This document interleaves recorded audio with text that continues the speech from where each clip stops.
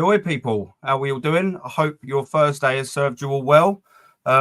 Firstly, before I big up this first-class panel, which you can all see, I want to say thank you to everyone because I had a little check on my YouTube today and I've got 250 subscribers, so that's buzzing. Thank you very much. I was double happy with it this morning when I see that.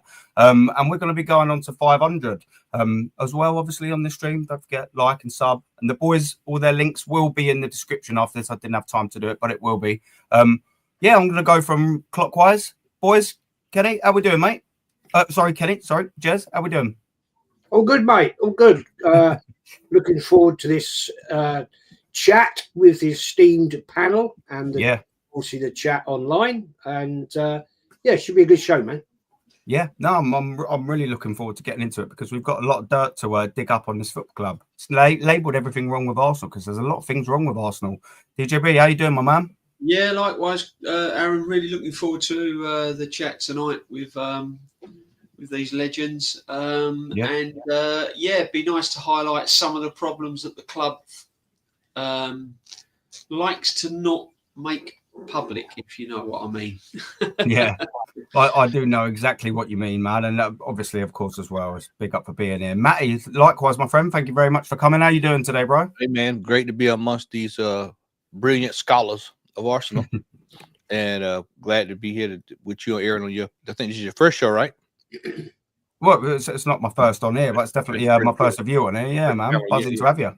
Yep, and I'm excited, brother, to be here. So looking forward to it. Now buzzing, yeah. Now, and it's Kenny's second time, man. How you doing, my man? Thank you very much for coming on, Ken. Yeah, well, it's nice to be with all the great guys. Love being with you guys. Enjoy our chats. I speak to you, got Matty a lot off camera about other things other than football. But but one thing I will say is that thank God for PSV and the fact they can't defend and we managed to put them on the sword because we can actually have a stressful next Wednesday's gonna be very stress free because we're through. We just all we got to do is look forward to Tuesday. So who are we going to be playing? That's all we got to need to worry about. Yeah. It's going to be Real or Atletico. The Man United game, sadly, for football purists, is a nothing game for both clubs. There's nothing game for us. There's nothing game for them because the European games are bigger fish to fry. On both sides. Yeah, Rob, do you know what? I'm glad you sort of were saying about PSV because before we get to the actual gist of the show, I did want to sort of warm us all up and have a little chat about PSV. But before I do just wanted to say to the gentlemen on this panel, thank you very much. It's very humbling to have such IQ on this panel that are happy to come on my channel and have a little chat with me about Arsenal. I'm double and forever grateful. So thank you very much for that. But yeah, so Jezza, man, PSV, we'll ease into this before we really start getting into it. What do you reckon on that? 7-1. We don't need a striker, do we, Jez, now? I have to put it right, mate. I mean, great result. Really enjoyed seeing Arsenal score 7 goals. No question. We all enjoyed it. Doesn't happen very often at Arsenal, let's be fair. Quite interesting. I actually mentioned that and I got pulled up on this. I don't get these people, and Jez, you get your history wrong, right? Okay, fair enough. I sometimes do. Oh, I'm only human. Well, I made a comment that Arsenal's first 7-1 away win in Europe was 1964 against Copenhagen. Well, you forgot about Standard Liège 7-0. Well, I said the first time. 1964. So what are you on about? And you've also got it wrong about when we beat what's the name at Highbury 5-1. I didn't mention that. What are these people on, man? What are they on? You know, yeah. I know the 5-1. I know the 5-1 game, mate. I was there, so come on. It was basically a shit show game from PSV. They were terrible, awful, awful. That was a Sunday League team, mate. They didn't defend. They had no game plan. It was just so laughable, to be honest. But once again, here we go again, gents. It's, gas it up, right? It's the Top Gooners. I've watched some of their interviews. What planet do these people live on? I watched you gentlemen last night, right, on Dan Potts's and also with your emergency stream with Lee, right? That fella on about,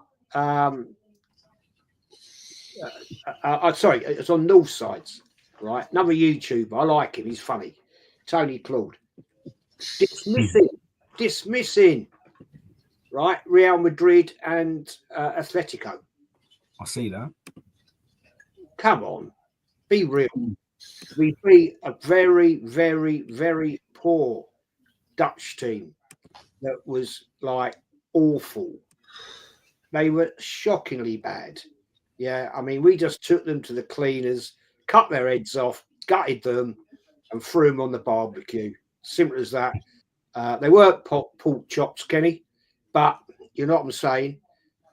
They were awful, man, and yeah, everybody's gassing it up now. Oh, we're on for the Champions League. Get out of here, man.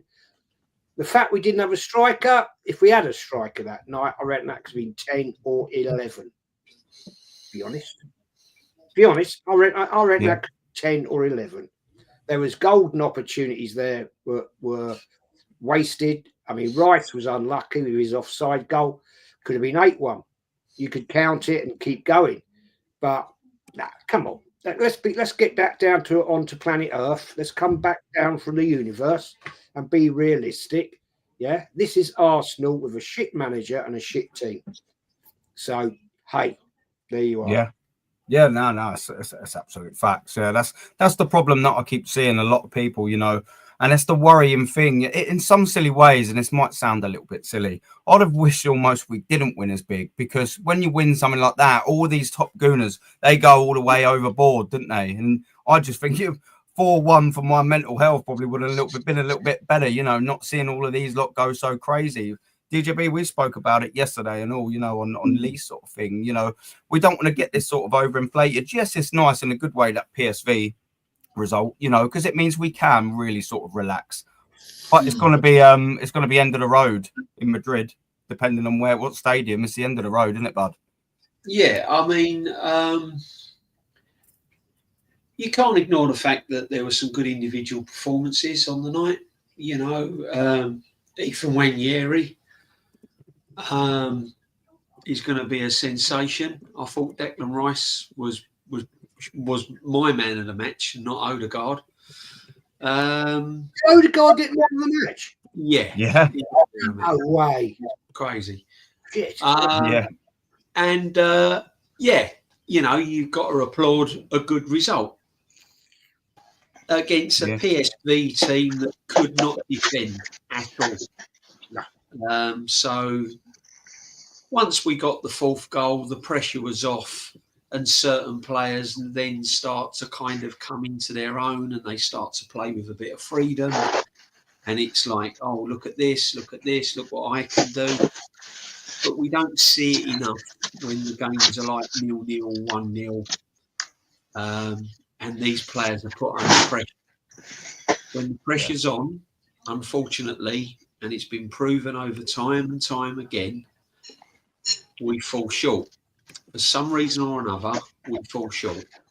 So it was nice to see Arsenal taking a good lead.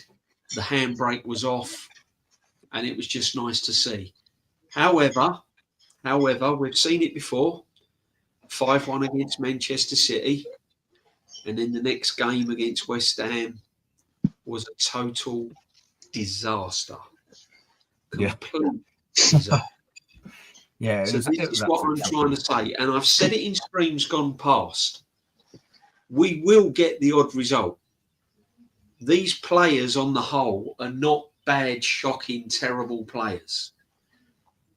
It's just this manager, when he's put under pressure with these players, don't quite know how to hit it off on a big stage in big moments. And that's the problem this manager faces with this team. And we will see, man, against one of the Madrids. I personally think it'll be Atletico Madrid. But but we will see. They're both going to be a tough test. We're at home the first leg, so we do need to score. We do need to go away from home at least 1-2 goals up, and I just can't see it. We've got no attacking force. We've got no strike force. And once again, you know, we've spent £700 million plus. And who's the top of everyone's conversation? A 17-year-old academy player. Yeah. So you make it make sense, because I don't, you know. So we're, you know, but we will see. But yeah, you know, obviously every Arsenal win is nice to see. But you just got to be a bit realistic long term. And this is what I'm trying to say. Long term, we're at the stage now where we need to make big decisions. And the big decisions we need to make is getting this sporting director over the line and where we're going to be with this manager. The club needs to make a big decision, because if it doesn't, long term,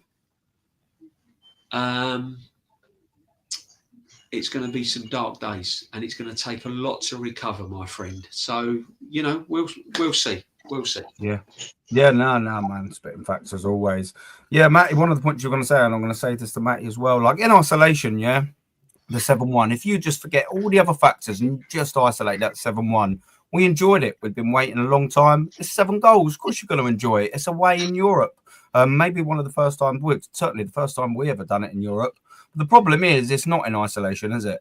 You know, we can enjoy that night, but also that was yesterday or the day before. You know, it's 2 days on. We move on. It's all about the next game. And what I want to ask as well is, you've got to factor all of this in, ain't you, Matty? It's not just, oh, yeah, 7-1, we're back now. We've had a very, very, very poor season. That was not how we've been playing all season. And that is not going to be happening at Manchester United. Let's get that right. Well, what do you think about the PSV, Matty? How many times have we seen these kind of victories, and then we follow them up with shenanigans? I mean, how many times have we seen that this regime? Look, the game this past couple of nights ago was great. Seeing it was great. The team needed it for their psyche. They needed it. The manager needed it. Yeah, fan base needed it. But let's put it in perspective. We didn't do any shopping in the summer. We all know what it is. The cupboard is bare. We don't have anything for the next few facets of this tournament. People seem to have forgotten. Well, some people realized last night that Liverpool was still in this tournament last night. They realized it last night. Madrid, you got to look at the other side of the bracket. They're competitive over there as well. Bayern is still over there. There's a lot of meat left on the bone. And people are acting as if we're in the last year's format this year. No. We've tried to prepare you all much as we could to tell you all what was coming. And we're going to get some. We'll score a goal or two, some random goal, maybe in the next part. But the truth of the matter is, the margin for error is very, very, very, very slim. Now, I'm going to point something out that's kind of getting swept under the rug. Nobody's mentioning it. Let's talk about if PSV would have scored their first few opportunities. Yeah. Let's talk about that. Let's have a right discussion on what would have happened had they scored. What happens, gentlemen? Whoever we face, because as far as I'm concerned, either one of the Madrid teams is going a formidable foe. So it doesn't even matter to me. I don't really care which one we face, because with both of them, it's going to be difficult. So let's say, how do you handle that? How do you handle players when they go into the Bernabeu and they look up at the new facilities and they go, man, wow, you see this? You see this? Wow. Meanwhile, Saliba's getting the tour. How are they going? How's all that going to play into effect? How is it going to play into effect if we play Athletic Madrid? And Simeone is a defensive minded. We know 2 banks of 4. He'll find 5 banks of 4 and put it back there and get 1-0 and make a way and we'll be done and dusted. The fact of the matter is this, gentlemen, is that we did not do the proper business. We did not do it again in January. We're playing with Marino up top. I, for one, I texted Lee last night, and I told him, I, for one, am calling for Calafiore to be the striker going forward for the rest of the year. I mean, if the manager looked at that game, if he went back and watched the film, he could clearly see that Calafiore is the one. Anybody that watched that will be able to say, well, Calafiore probably needs to go forward, and then we'll just kind of lean on that for the rest of the year. We'll figure it out.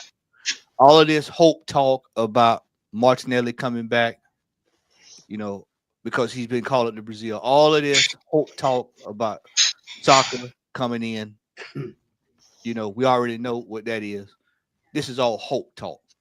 The reality is we got a good win the other night, but we're still not where we need to be. And it's going to be that way the entire season. We are not where we need to be. And if anything, it should really infuriate a lot of our fan base, because if we had the necessary tools, I would actually say we might actually stand a chance. But we don't have those tools. And this is what happens when you do not do what's required, which is, for me, I'm just letting y'all know, my mind is on next season. I am concerned about this sporting director coming in. Mm-hmm. The sheriff, I've been telling people all week, the sheriff is on the way. And that's all I'm concerned about, is the sheriff coming in, bringing in the law and order in this transfer market and getting these players for next year, so that we can probably double back and let's try this again next year. But for this year, everything you're looking at now is just feel good. This is just to let you feel good for the rest of the year, get you ready for next year. If you want to go buy you some China, go buy you some China. You re-up your season tickets, But this is everything we're seeing now is just feel good. So that's that. And Tony, I'm gonna say this to Tony Clark Gunner. You know better than that, because you know that what we got the other night.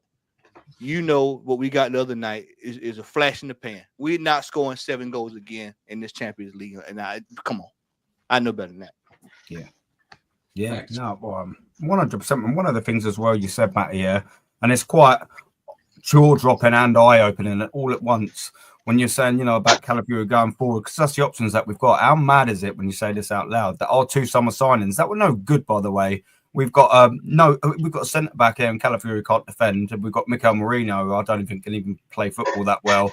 And they're both of them being pitted against each other as to who starts up front. When you say that out loud, that's madness. That's madness. It is crazy. That's mad. Kenny, man, what's your thoughts on it, my friend? Well, yeah. First and foremost, the only thing we learned about this game is that we can actually relax. For probably our next 2 games. As I said, the Man United game's got nothing on it. Man United, their goal is just to win this Europa League. They're not going to, and probably just make themselves a bit honest in the league. And Arsenal, well, if they want, they could play a full side, because the game's already done in Europe. But I think all Arsenal are going to do now is prepare for the Madrid side. So that's what we've learned. What we learned, what we knew really, is that the rumours we were hearing about PSV, struggling in the Eredivisie was proven true, because they just were a mess in it. And one thing with Arsenal was that when you give us space and you keep on making mistakes, we'll kill you. Man City made a catalogue of mistakes at the Emirates. We beat them 5-1. Crystal Palace away, smashed them. Sporting Lisboa panicked. Lens, you just panicked as well. And that's what we're good at. So because of where we've been before, there's not much excitement as much as we would have had probably last season as before, because we've played this game before, haven't we? Won spectacularly, and then when we play a team that plays with a low block against defenders who know how to defend, strikers who know how to take the one chance that's available to them, it's back to square one again, isn't it? And I think the league games is where we're going to be found out a bit, because I can think of like 15 sides in the Premier League are better than PSG. You know what I mean? So yeah, that's how I'm looking at it as well. In terms of where we're going to go, Obviously, everyone's talking about Ranieri, and I'm hearing England were looking at him and Lewis Skelly. I forbid that. I'm so against that because they need to learn their trade at Arsenal. It's too early, to like fast track him into the England side. They're not going. England's not going anywhere. They're not going anywhere. Let them learn their trade. Right now, Ranieri's played well. He looks good, but that's against teams that give us space. Against teams that are not giving us space, like West Ham and not the Forest. That's where he learns his football. That's where he learns his trade. And the thing with Lewis Skelly now, people talk about Lewis Skelly and they say, yeah, he's this and that. I think he's putting himself in a position where, come the quarter final against one of the British sides, I don't think Arteta can select him. And that's a sad state of affairs because he's doing everything right. He's linking up in the defence, he's winning his duels, but when he's losing his duels, he's panicking and he's committing. He's buying into this crappy, what do they call it? Dark arts rubbish, BS. And it's hurting us more than it's hurting the opposition because I can see it's an opportunity for Calafiori because, mark my words, I know this manager. I know he's going to be tempted to play Calafiori because he's worried whether he can trust, Lewis Skelly. In terms of going forward, I think this is where we go at. Because against any decent side in Europe, our lack of striker is going to kill us. But also, we have to be able to keep Thomas Partey fit in some capacity because if he's less than 100% fit in Europe, we'll struggle in midfield because you're going to find there's a lot of teams that can keep the ball better, compress a bit better, and control possession a bit better. And Jorginho can do it, but he's too slow, too old. Declan Rice will run and run and roll, but he'll be with the ball. He's not going to be as effective, and he's not going to be playing teams like PSV. So, for instance, there's no Atletico Madrid. It's going to be harder, and I do think that our midfield, moving forward, especially in the big games in Europe next season and in the league, needs complete surgery because that's the first job whoever takes over needs to do. Striker, 100%. We need a striker, but once again, I've heard. People linking us with Gyökeres, linking us with Nico Williams, Mendy. Well, I can only think of one of those players that Mikel Arteta will want. So that's a problem. So if you want Gyökeres, or you want certain players, you're going to probably need a new manager because this manager ain't going to want to work with him because he's proved that because he's not going for him. And that's a massive, massive issue. The season ticket prices increase. Doesn't surprise me at all. It's a given. Ever since lockdown, ever since Arsenal lost a lot of money because they had to play in front of empty stadiums, it was always going to come. The first season they're gonna say, right, yeah, we see how it goes. The second season after lockdown, prices were going to go up, and they're going to keep on going up because they're going to say, "Ooh, we're the Champions League now," so they can justify that. But what they really, really want is the more bodies they get in the Emirates Stadium, the more people are going to shop in the Armoury. That's why we have women's matches. I'm not doing no women's football any chance of that. But you look at the opportunity. It's a great opportunity because if the women's football was thriving, how comes the prices for the women's games are considerably less than the men's game? If women's football is successful, do you think they'll be charging? A category A game £72. They're not. They can't. It's not going to happen. Yeah. Which means it's all about merchandise, and that's how they're going to get their money. And obviously from sure things like Aaron, you're a sure thing. I'm a sure thing. DJB, you're a sure thing. Not insulting any of you guys, but we, as much as we complain about the club and about the way we've been treated, the thing is, it's inbuilt in us every Saturday, every weekend, to not only just to basically think about this is an Arsenal weekend. If we're not going to the away games or that, we're going to the home games. If we're not going to the away games, we're getting a little screen where we can go and watch it or hope it's on satellite TV. We're invested, and that's where they got us. We're a sure thing. And if as Aaron says, if we get chucked out or we don't attend games, they'll take our season tickets off and give it to someone else because they've got a massive waiting list. So and someone else will gobble it up like that, Ken. Like absolutely 100% like that. Yeah, Think without it's- a shadow of a doubt. Do you know what I've been doing, Ken, this season? Yeah, it's the first time ever since I've had my seat, and I've had my seat a few years. Yeah, it's the first time ever, unless I've been on holiday or have to absolutely sell my games. This is the first season where I've not trusted this manager at all, 100%. Where I've actually gone, do you know what? I think I'd rather sell my ticket today and spend 55 quid on my kids and take them out. And that's a shame that it's got to that because I love football days. But it's a good thing you're selling the painful. tickets. I know people who didn't sell the ticket and have lost their season ticket for non-attendance because either you sell it, either you give it to a member and it's used, and let's see it's filled, or the club think it's going to be filled because they've got evidence that you've transferred it over, or you go down the other road of having to sell it, and that's the thing. We shouldn't be doing that when, all intents and purposes, we should be challenged for the title, but that's the way things are. Fans not happy because we don't win trophies. Do you know what though, Ken, as well, on that, this is how mad this fan base is. And we'll get into the fan base. This is how mad it is. After that Newcastle, the first leg, we lost 2-0 at home. Literally, I'm telling you, at full time, I went straight on my Arsenal thing and I sold 2 games.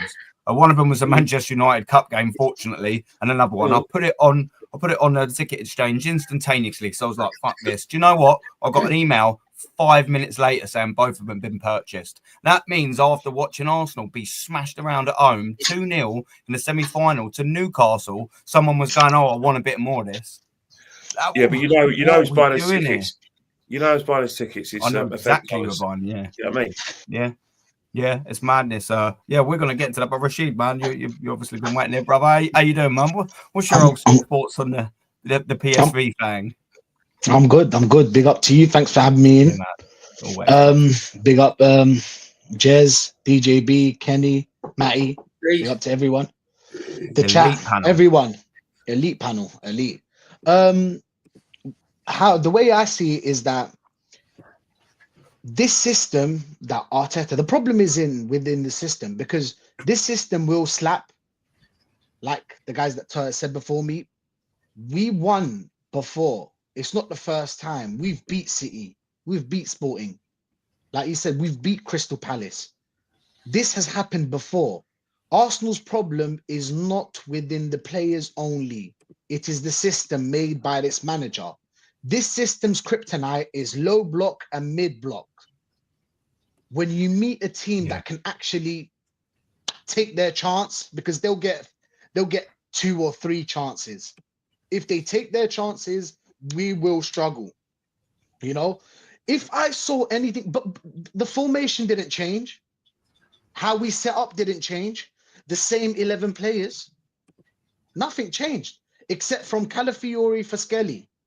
And we've seen it before. Sometimes Skelly, sometimes Calafiori. Calafiori, for some reason now, he doesn't trust him in the big games. He doesn't trust him. He bought a lot of players that he does not trust. The team that we saw set up against PSV are the team that faced Nottingham Forest and the team that faced Leicester City and the team that faced West Ham. Nothing changed. But there was one thing that really surprised me was the way Rice played that game. For me, Rice was the man of the match. Rice was amazing for some reason. He was amazing. The thing is that Rice is a destroyer. I never expected this kind of performance from him. I don't agree on buying a destroyer for 100 million, but that's a conversation for another day. Look, to be honest, we won 7-1. It's PSV. I don't know. I would rather beat them 3-1 and send 4 goals to the other games where we needed them. Leicester, West Ham, and Nottingham Forest. That's when we needed the goals. Now we've lost all hope in the Premier League. Not as if we had any hope, but let's say we had. We've lost all hope. We've only got the Champions League. We've got a tough run in. That's going to be against. Look, if we face Real Madrid will hurt you in the counter if they catch you on the break. If we face Atletico Madrid, they can defend, and we've seen how this team faces teams that defend. They actually can defend. So either way, we're going to struggle. It's just that Atletico Madrid's struggle will be different than the Real Madrid struggle. Yeah, do you know what I'm saying? But overall, 7-1, of course, I'd be happy with the 7, but I'm just hurt because the 3 games before that, I'm not a reactionary kind of fan. It's not about just this game, you know. I remember the game before that and the game before that. It was the same kind of football and the same. And to be honest, I didn't see anything change. All that changed, anything that changed, is that we took our chances against other teams. We cross the ball and we don't take our chances. We was That's given what a it lot, is. handed a lot of chances and all. Yeah. I mean, Odegaard's 2 goals for whatever reason he got man of the match for. I don't know. One of them was a tap-in that we've seen him recently missed or not convert. The same thing. And then one of them was just an absolute handsy fluff from the goalkeeper, wasn't it? The assist was good. The assist was good to Galatasaray. Look, that's what we've been wanting him to do all season. You know, that's exactly what we wanted him to pass through the eye of the needle to create a goal rather than all these silly little sideways passes. Do a little turn and spin and slow the game down. There you go. The attack's gone. We haven't got the impetus going forward anyway. And now you've took about 10 minutes to pass. Now they've got all their men back. Well done. If we weren't go on. Odegaard always has to spin. Always has to spin to see where the other players are, and that's our problem. Because most of the balls, let's be honest, most of the balls go through Odegaard. As soon as we get the ball, Odegaard's there. We pass the ball to Odegaard. So by the time he spins, the team already reset. But yeah, another issue I wanted to talk about and end it here is Lewis Skelly. I love Lewis Skelly. He's a great player. You know. Going forward, amazing. Even defensively, he's not that bad. But this red card thing it's repetitive. It's been happening game after game. It's concerning. It's concerning because you could have cost us. It's a Champions League game. You could have cost us. Yes, we were winning 2-0, but a red card would have changed the game, in my opinion. But it's something to look at. Lewis Skelly has done it more than once. So yeah, that's up to Arteta. Yeah. He's ruthless, right? And he was talking about the 5 red cards when he was asked in the press conference. He was like, 5 red cards and injuries. Another manager would be gaslighting us into thinking that another manager would be a mid-table man, would take this club mid-table. But red cards, all I see is that lack of discipline. But yeah. And it's like that. It's just like what Matty said as well, yeah. And he was saying that people did sweep under the rug massively about if they'd have took their chances, totally different game. And these are the crucial moments. Most of the time we slip up on. Most of the time we get that red card. Most of the time we concede a goal. And then all of a sudden the tie is entirely different, man. When Matt said that, it was absolutely spot on. I think sort of moving on from that, like I genuinely hope we do well against either Real Madrid or Atletico. But do you know what? One of the mad thing is about the Atletico thing that I've seen people saying. They're like, yeah, I'd actually rather Atletico. I'm seeing a lot of this now, and I'm thinking, man, you got done by 4-0 against Newcastle by Eddie Howe, and you're telling me now you want to play Diego Simeone in a quarterfinal? Are you serious? What are we actually doing here? Where does that mentality come from? Please, if anyone can explain that to me, I'll be buzzing. It's copium. They feel our fan base thinks we don't. When I listen to these panels and I listen to people talk, clearly most of our fan base don't watch football outside Arsenal, because anybody who watches football knows what's coming with Athletic. You know for a fact they're going to play defensive. You know for a fact they're going to be on top of it. And see, people are going, I'm play Athletic, that's because they think that's the easier route in.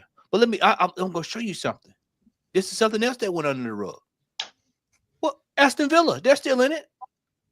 They're still there as well. But I keep trying to tell you. There's nowhere to hide. Me and Kenny been saying this about the schedule all year. There's nowhere to hide. Our fan base is looking for somewhere to hide. If we play Athletic, we got an inside route. We still got work to do. We could go beat either one of the Real Madrid teams. There's still work to do. This manager still has to get into a semifinal. He has to go a quarter, semis. He still has to win a final. It is a long way from being over. This thing is a long way. Yeah. And do you know what? I'm sorry, Matty. Go on. But people are going to find out what time it is when we get to this next round. I keep telling you, I don't care what team from Madrid it is. They can go get Madrid. They can go anybody, and it doesn't matter because see those teams are going. The chances that PSV had the other night, Vinicius puts that away, Mbappe puts that away, Rodrigo puts that away, Modric puts that away. Anybody you can put any attacking player over at Real Madrid. Hell, you can even go get 1 or 2 defenders, and they'll put those chances away. You can go over to Athletic and you can go look at their attack, Griezmann, and any of these guys. You know, not Carrasco, Solar. These guys, they'll put it away. So we were fortunate, and that's what people need to start saying. We were fortunate the other night that we were able to get 7 goals and to defeat them, and that they didn't capitalize, and that they capitulated. That's what it was. They capitulated, and we were able to capitalize, and it put us in a good spot, like Kenny said, that we don't have to worry about the next game or two. So he can that hopefully, panel, this gentleman rests a couple of players. We hope that he rests a couple of players because we know how our manager is, and they can get some rest for the next round of games because they're gonna be hell on wheels. Those guys are gonna be tough. We've seen this manager bring on Bukayo Saka and a very injury prone at the start of the season, Thomas Partey, on against Preston 3-0 up in the League Cup on 60th minute. Look, if anyone can explain that to me, I mean, that is absolutely baffling. Thomas Partey, I think that might have been November-ish sort of time, there or thereabouts, give or take a month. It was 1 or 2 early stages of the season, because it was the early rounds. It spent most of last season out injured. Why on earth would you bring him on for 30 minutes to go against probably a spiteful 3-0 down Championship side? Like, you're asking for it. Why did Saka get on that field? Why? Why do you have to come on 3-0 up?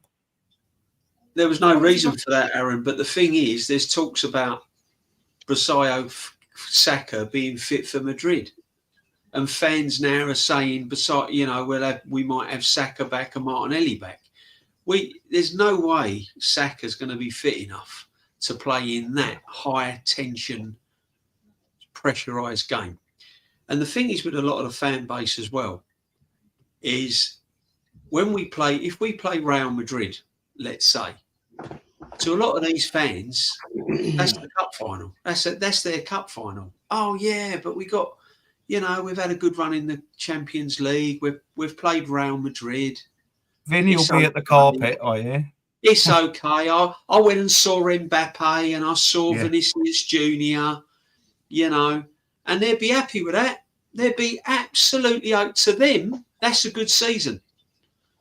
To them, Real Madrid in the quarterfinal, finishing runners up, is a good season.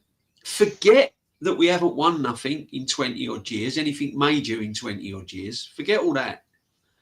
Arteta again would have done his job and made a lot of these fans happy because we got to the quarterfinal and we played Real Madrid and they saw Vinicius Junior and they bought the scarf, 1 half Arsenal, 1 half Real Madrid, with it round their neck.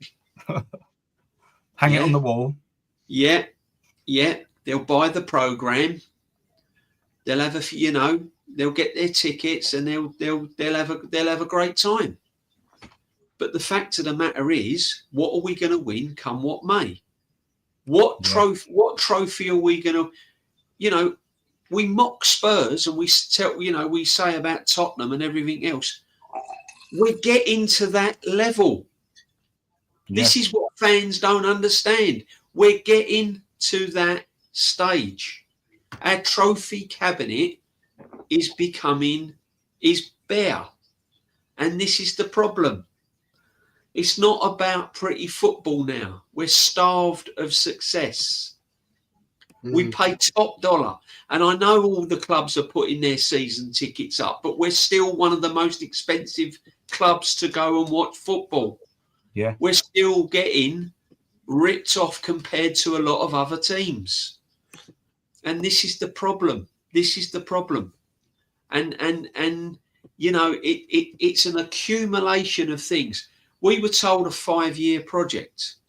We've been patient. On the whole, I think the fans have been very, very patient. We've seen terrible signings. We've seen Cedric Soares get a 4-year contract. We've seen Reece Nelson get a 4-year deal. We've seen Eddie. Sandy Lokonga rock up in midfield and being told that he's the new Patrick Vieira. We've seen Tavares been signed. We've seen Pablo Mari, Renalson in goalkeeper as a backup. You know, look at the evidence. Look at the facts. We're not trying to. This is what I'm trying to say. We're not trying to. We've not got a vendetta against the club. We've not got a hate crime against Arteta. We're just pointing out the facts. Yeah. And the fact of the matter is, the club has gone full circle. Yeah. Do you know what? And DJB, I'm so glad you've just said that, because that segues me in absolutely perfectly to the next bit that one. And I'm going to bring up a graphic in a second. And the reason why I'm going to do it is because sometimes people need to see. Hopefully everyone in here watching, you know what I mean, has got their noddle on and they don't need to see it. But for some people that will watch it, they need to have a little look. And why you're saying full circle, that's the perfect thing I always use. We've just gone straight back into 2019. When this manager started here, we had players and players and players on high wages and inflated contracts. And what have we got now? I'll bring it all up, yeah? It's not the best bit of computer designing you'll ever see in your life, but, you know, I don't really know how to use a computer. But here's the point I'm going to make here. All right, let's go all the way back up to the top here, yeah? So the point I'm going to make is, so I've put together, this is in 2019 to 2020 squad, yeah? This is from this manager. This is his sales from the club and the players that he had. He didn't want all these players, and most of these players are gone, by the way. This is the defence, and obviously I'll scroll down. You look at players like Bernd Leno, yeah? He's on 100k. At the time that we had him, he was worth £28 million. 2 years it took us to get rid of him. Why? Because he was on 100 grand. We sold him for 3.6 million. This is in euros, by the way. Yeah, the wages aren't they're in sterling. The fees are in euros. But look at the massive loss on that, and it goes down and down. We had Martinez at the time on 20 grand, worth about 30. We sold him for 17.4 to Villa, which is about 16 million euros. This goes on and on. Now have a look at this. Kolasinac, 100 grand, worth 16 million at the time, but it took us 2 years to get rid of him, and it took a contract rip up. What are we doing here? Oh, look, because Socrates is exactly the same. Chambers exactly the same. Mustafi exactly the same. David Luiz exactly the same. Why couldn't we get rid of these? And look how long it's taken us to get rid of them. Some 2 years, some 3 years. Why is that? Because they're on ridiculous wages for their quality level. Look at Mustafi on 90k, and we signed him in 16. So 90k in 20, that's not a bad wage. Worth 12 million, sold for free. Look at Rob Holdings. We had him for so long, sold him for a pittance. Mavropanos, by the way, we sold for 2.4 million after 2 years, and West Ham bought him for 20 million a year later. What are we doing here? Look at Bellerin, 110k. At the time he signed, Bellerin's worth 32 million pounds. 2 years later, and after loans, free. Cedric, we kept him for 4 years on 75k. Why do you think no one else wanted Cedric Soares? Why do you reckon he left people in 2024? Because he's on 75 grand a week and he's Cedric. And they're honestly, boys, if you look, I've tallied that up. That defence alone was worth 213 million. And he didn't want any of them, and none of them are here anymore. Didn't want any of them. We sold them. They were worth 213 million pounds, and we sold that lot for 25.4 million. That's a loss of 187 million pounds, and that's just on the defence. Now we're going Torreira, worth 36 million. Oh, guess what? We sold him for 6 million 2 years later. Why did no one want to pay top money for Torreira? We probably should have got about 24 at least. Would have made a loss. Why? Because he's on 75k a week. But this is where Edu's got out lightly as well, because he was a shit show when he was there as well. You know, a lot of people are a bit on Edu's side because he's got out. But the pair of them were inexperienced for this football club. 100%. I want to back up JB on this too. Yeah. And you ask, people say, well, why the sporting director selection is monumental. I mean, when you look at this right here, Aaron, Yeah, this right here is absolute gold. You hear me? This right here is gold. Look at the money, that's been left on the table But they blame the owners, Matty. They blame the owners. What? That's see. That's I was good. JB, hold on. I was just about to get to it. They said that he has not been given the money. He's not been backed. This is what they've done. Look at this. Worth sold. Look at the losses. This is why this brother Berta is coming in this door. I keep telling y'all the sheriff is coming, and Jez called it right the other day. This brother is coming in, and he is going to be the internal auditor of Arsenal Football Club. He is coming in. United States IRS. Look here, I'm paying the tax man now. IRS. Yeah, I'm telling you now, they're coming in, and he's gonna pull. You know how back in the day, we all older guys. Y'all remember back in the day, they used to keep taxes in boxes. They go pull the boxes down. Let me see the paperwork. They go get the paperwork. Let me look. Come on, we're gonna go through it. You know, we're gonna go through every last cent, and we're gonna start looking. We're gonna go all the way back to the receipt. Give me all the receipts. Give me all the travel tickets. We're not going to Dubai no more. All this stuff, because when you see this right here, this is an indictment. Now, just leave football alone, y'all. Just leave the football, the field, what's on the field alone. Leave that alone. This right here is enough to get somebody sacked alone right here. This right here. This is all him, Matty, by the way. All him. All him. This is crazy. And this is only because I wanted to do the how we're going from 2019 and how we're similar. There's more than this because he signed players and couldn't sell them and sold them. So there's actually more than this. I've just stuck to 2019 alone. The squad that you start with. There's more than this. You haven't mentioned, like, you people forgetting you've got Marquinhos. Yeah. You know, guys like this. That he's signed and can't get rid of. Marquinhos on 35, 40 grand a week, I think. I haven't actually double checked that, but I know he's on about that. There or thereabouts. And you look again, right? Let's go on to this midfield bit here. Look at this, right? Go on, sorry. Go on, mate. Good. This alone, right? If you analyse these figures, right, and I'm looking through in detail here, this alone is a misappropriation of funds. It's a sackable offence in any business. Yeah. Yes. Yeah. Any business that you are losing money at this rate, 137 million, 57.8.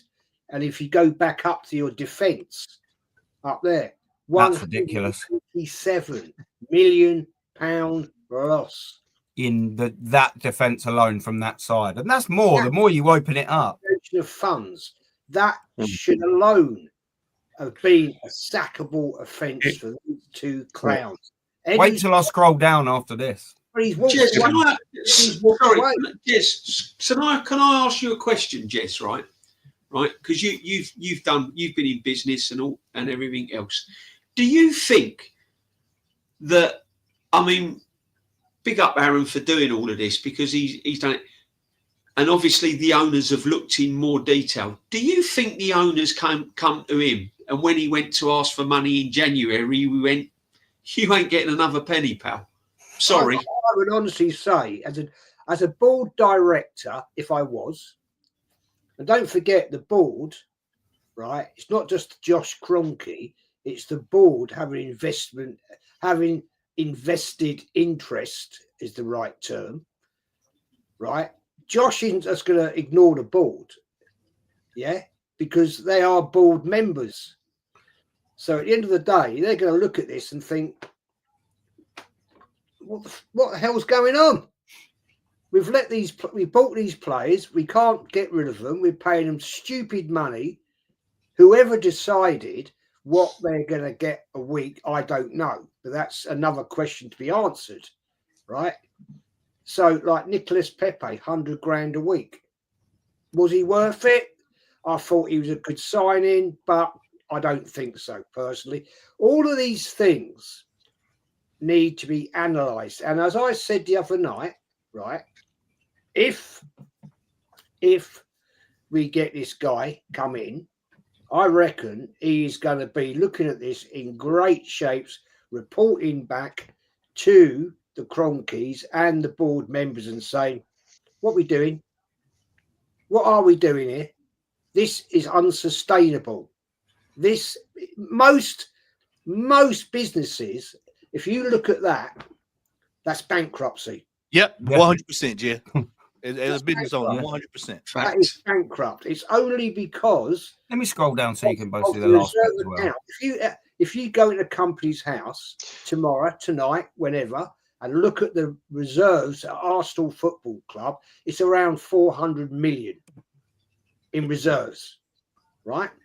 That is sustaining this. You guys, Kenny, DJ, Aaron, you are sustaining this loss because you go pay your season tickets. And I get it. I did it for a long, long time, but it was a totally different story back then. This is unsustainable. And I honestly would think, to answer your question, DJ, the Cronkies and the board said, no, mate. No. You've had all this money, right? You bring players in on stupid money, right? You give them 100 grand a week. Oh, dare I say it? Nketiah, hello? You gave him 100 grand a week and the guy did fuck all, right? Yeah. So at the end of the day, this is unsustainable business now, right? Go on. Yeah. You know, Jess, we both business owners. You'll know this term. This is staying afloat. This is staying afloat right here. You just barely staying afloat. Yeah. I mean, it's malpractice. Oh, sorry, Like he said, it's malpractice. The amount of money that's been thrown around. It is. Well, you look tallied up total. The whole squad at that time was worth 536 million. That whole team we've sold. I haven't included Martinelli and Nelson because they're on loan. That whole team was sold. They were worth 536 million euros. We sold them, all of them, for 153.6 at a loss of 382.4 million euros. One manager over Aaron, 5 years. You know what this is, Aaron? This right here is, if you're looking at everybody in the chat, everybody watching this, anybody watching this on replay, you're looking at a rebuild right here. This is rebuild. Yeah.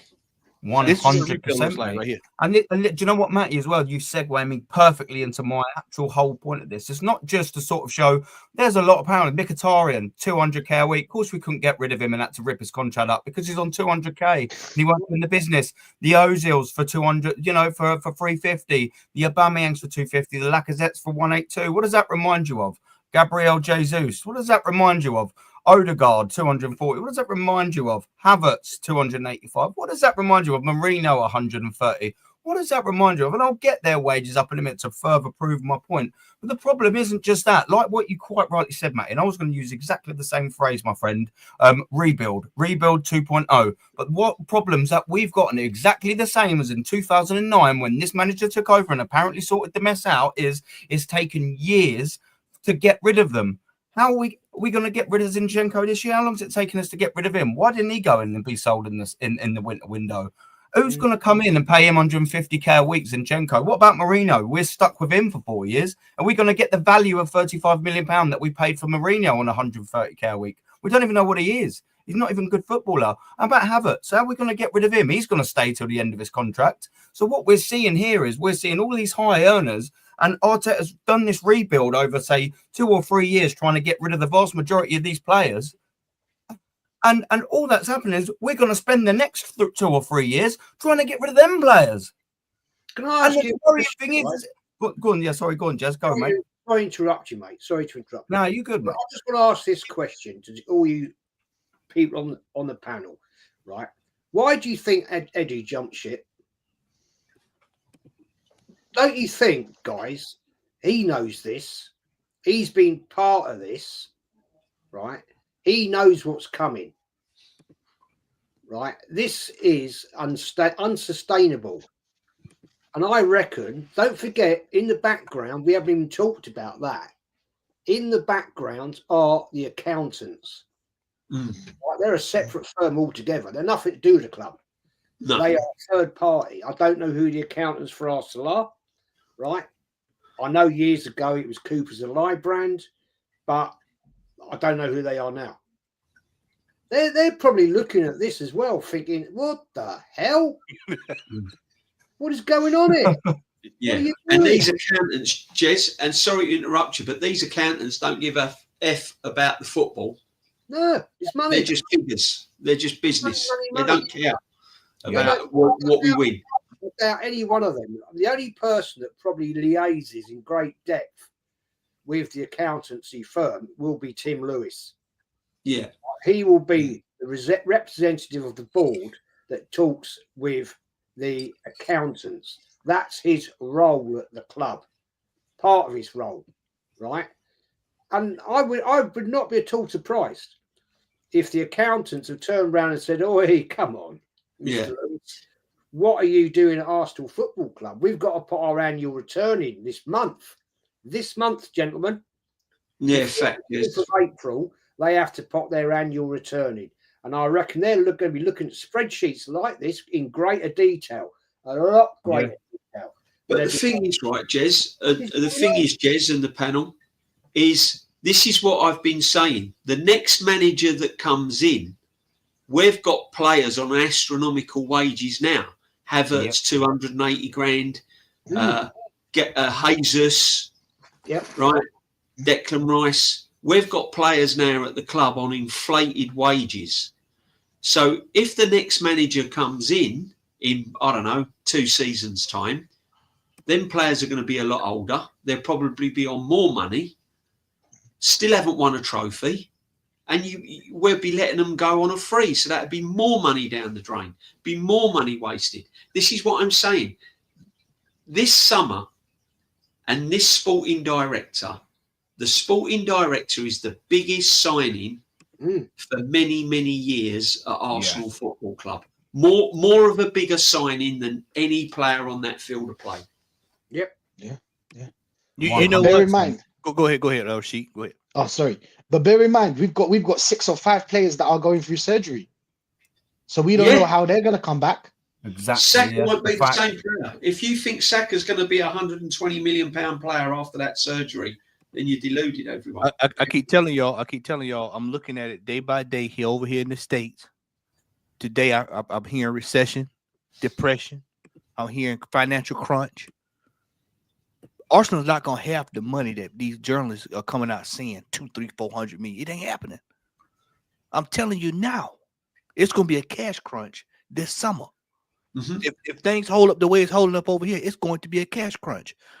Things are sky high. Walmart will be affected. who has a hand in Walmart, ladies and gentlemen? So we know who that is. So this is why it's critical that the sporting director is somebody that can come in, identify talent at a decent price, and we can move on talent at an identified price. And we need to start moving. Listen, people are going to have to wrap their heads around the fact. I don't know if we brought this up Monday night, fellas, but people are going to have to wrap their heads around the fact there will be a key player in this team sold within the next 2 or 3 years, possibly even this summer. Yeah, and you're going to have to come to grips with it. I think it's Martinelli. I think Martinelli will go this summer. Yeah. Yeah, I've been calling for that anyway for footballing reasons. You have. I think he's gone as far as he can go in a football club, but 100%, players will have to be sold because you can't just think you can get away with just selling the fringe players. Let's be honest. Emil was a fringe player, and Nketiah was 100% a fringe player. Reece Nelson, who we've been trying to get rid of for time, you know, how many loans has he had? Is a fringe player. That's not going to be enough. You've got Tommy Asu, who's on the treatment table again. That's a player that we're going to struggle to get rid of because he, you know, prospective employers are not going to watch him see him play. Zinchenko's a given. Trossard wants to go anyway, but it's not going to be enough. You need a bigger fish than Trossard to lead the football club, and therein lies the problem. But all you've described is basically the reason why Villa had to leave the football club. The reason why Edu's left the football club, because they've taken a can for this, and hence the fact that, you know, you're not going to blame the manager. But one thing you are going to do is that it is basically a reason why you could say, you know what, because we're giving you the tag of team manager. That's too much for you. That's too much of a big job for you. We just want you to concentrate in coaching, and daring will become a problem. Because I promise you now, I've seen it for years, going back 30 years, where the new director of football comes in. Managers don't really want a director of football. If they say that they do, they're lying. What they want is overall control. They want the players that they want and that they've been scattered. And if a player's given to them, there's a problem. We know what happens. If Better is a board appointment, then Arteta will have to go, because I've seen many a manager resign or have this mutual consent because they haven't got their own way in the transfer market. They've been told that they've got to sell a big star. And all these financial spreadsheets that you've produced, Aaron, tells me with PSR, which every football club's a victim of, we're going to be in a situation where, whether we like it or not, a big guy's going to have to go. Yeah. A big thing.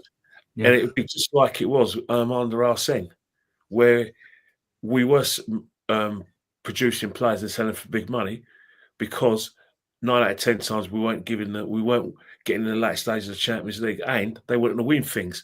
So it was a win-win for the money men, because they were making profits.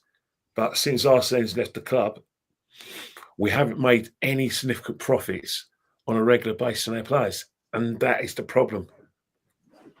Yeah, now fact. Just big up as well the chat. Don't forget as well, people. Drop a like and a sub if you like what you're watching, of course, and don't forget the links will be in the description for these lads as well. So don't forget to like and sub to these boys.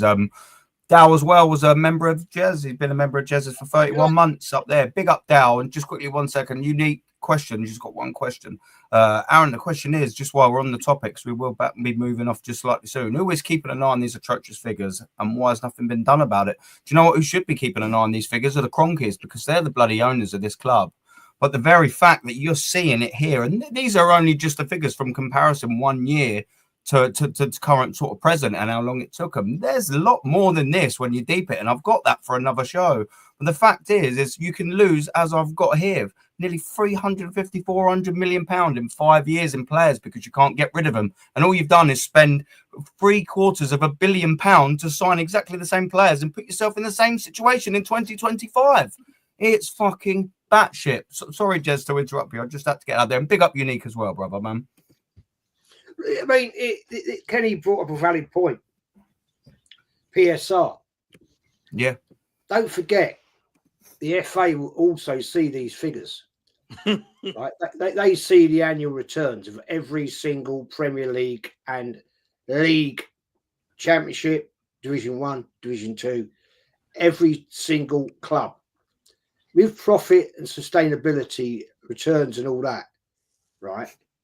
You have to balance your books. Now, I'm not seeing that. The little I know about accountancy, I know a little bit, having run my own business. I know a little bit. I'm not an expert. That is not balancing your books. Loss on loss on loss on loss. Yeah, will be looked at, and they will look at that and say, what sort of game are you playing here? Because you cannot continually make a loss return on all your players. If these facts and figures here are as you're, and I'm sure they are perfectly, pretty damn closely correct. Yeah. Don't forget, guys, it's not just players we're looking at here. It's the whole financial stability of the club. Right? That is tickets, food, drinks, God knows what else, building maintenance, all that, merch sales, It goes on and it goes on. And I will be very interested, and I'm going to look, once their return goes in, April the 4th, it will take 6 weeks for it to be revealed at Company's House. I'm going to be very interested to see the facts and figures. Yeah. And I would say to anybody, it's free. You don't have to pay any money. You go in and you look at Arsenal FC Limited, and you can see every single penny. And it will be about 300 pages of bullshit goes in from the accountants, right, from the club. But there will be 3 or 4, 5 pages of numbers. right? And that's the ones to look at. And I guarantee you, Arsenal have made a loss. Oh, 100%. Like they can't not just all in them players there. Only 3 of them we made profit on academy players that were already there. By the way, just to kill a myth, yeah. I'm talking overall. I'm talking as the club, as a business, right? With all just the players and the salaries and all that, you've got to take into account everything else that comes with this drama, right? The club in a whole. Don't forget, you've also got the staff wages, good God, you know, and all that lot going in there. I'll put money on it. I'll put you money on it, right? They've made a loss. Looking at that, I'd love to see the rest of it. Yeah, that will be done at another show at a later date because that will be coming because this is scratching the surface. Well, the season tickets have not gone up they've gone up for a reason. They've gone up for a reason. Let's be honest. The season tickets, you know, it's not just about COVID and everything else. That's all, you know. The season tickets, DJ. Why do you up for a reason? All that merch has come out?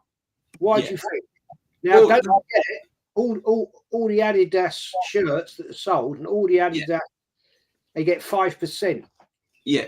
But you've got to remember, they're turning out the merch because that's where they're trying to make their biggest profits because they're losing it on the field of play. So they're trying to make it out the shop, and they're not doing a bad job doing it. But I mean, but this is the process we was told, guys. We was told it was a process, and we've gone full circle.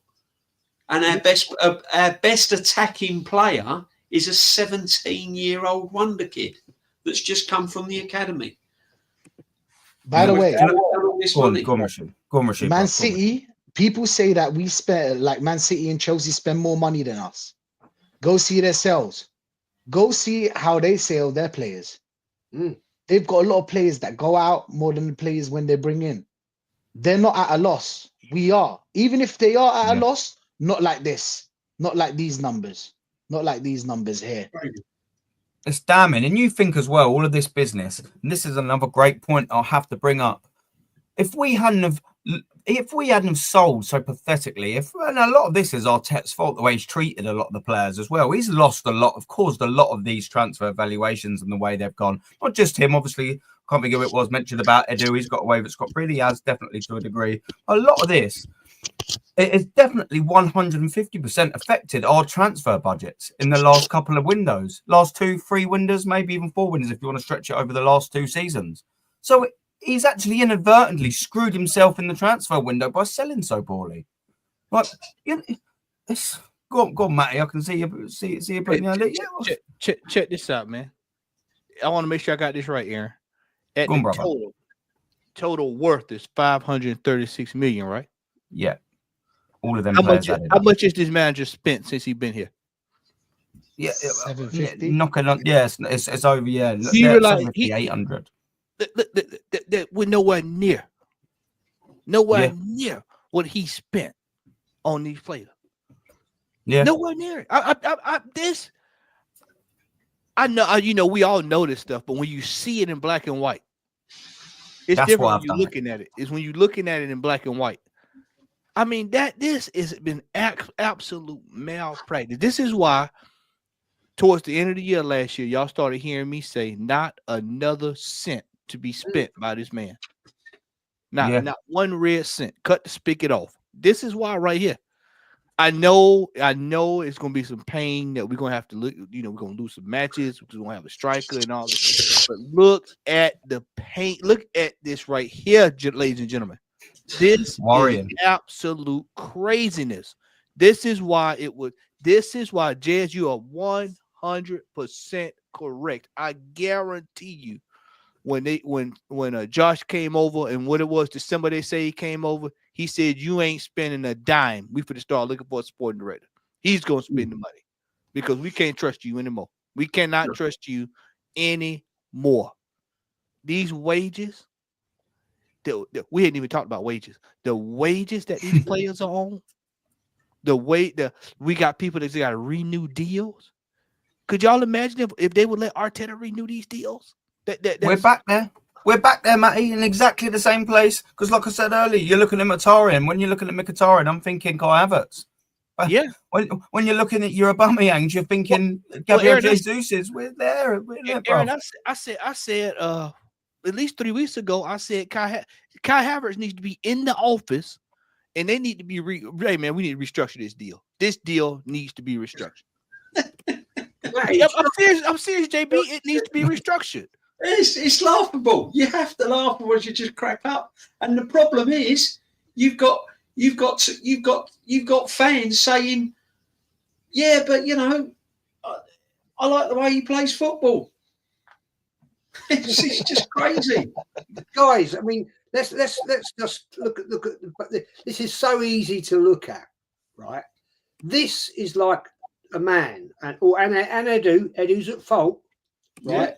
And a board that honestly have just let this guy go with a license of free spending. It's like he's dealing with fucking monopoly money. Yeah. Right? I'll buy Mayfair, I'll buy Park Lane, right? I'll stick 4 hotels on each of them, right? Yeah, and all that, and then I'll sell them for 50 fucking quid. Yeah, I mean, this is what we're looking at here. You know, I'm going to, after this stream, I am going to sit down, right, and I'm going to go and look at great detail on Company's House for the last year's trading, right? Because I actually quite enjoy that, but I used to have to do it all the bastard time when I ran my business, right? Accountants are about, Aaron, you have to deal with it, you're self-employed. Yeah. Yeah. They're a pain in the arse to deal with, right? And at the end of the day, I cannot believe what I'm seeing here. I'm going to do it tonight. Jez, anybody in the business that sees this, anybody that's an entrepreneur that sees this, this right here would scare the hell out of you. If it was taxi, you would look. If you were running the business and had been keeping up with it, and you sitting in front of the counter, and he's got his folder and he's showing the stuff, and you see this kind of stuff, it would literally scare the hell out of you. Matty, I'm not going to lie, bruv. It's when I was putting it together and I had to structure it, it was a bit complicated to get all the information together and see how it was. When the further I started getting down, I was like, oh, wow, this is bad. And that was me going on there. And then I started adding it up. And I was like, oh, my fucking God. You've done a great job. Yeah, this is phenomenal. Yeah. And these are the players that are not at the club. This is without the current players' wages. It's exactly this is the best part. It's worse. It's worse. This is what I've been trying to say. It's going to get worse. Yes. The merry-go-round is going to come off of its axis. It's going to get worse because we've got players now that are going to be fodder in a season's time, 2 years' time, on big wages. Do you remember, guys? Do you remember Leeds United went bankrupt? Yeah, that was Peter Risdale, Chess. 284 million. Yeah. What's this here? Yeah. They went bankrupt for £284 million. Yeah. Right? Yeah. What's happening here then? Same thing. Look at the forward line here just alone. I know you wanted to say something, Kenny. Sorry, just quickly. Just look at this forward line. Remove Nelson because he's not even there. There's 4 players there. They were worth 167 million. They only got 30 million for Nicolas Pepe, Lacazette, Aubameyang, and Nketiah. And that was on Nketiah. 137 million pound loss on our forward line, and we ain't replaced any single one of them. Not a single one of them. Free.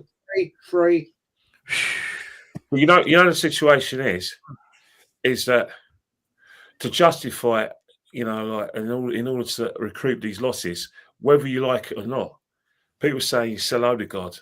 Well, you're only going to want to sell a player that is being coveted by other clubs. And I know where we're going with this.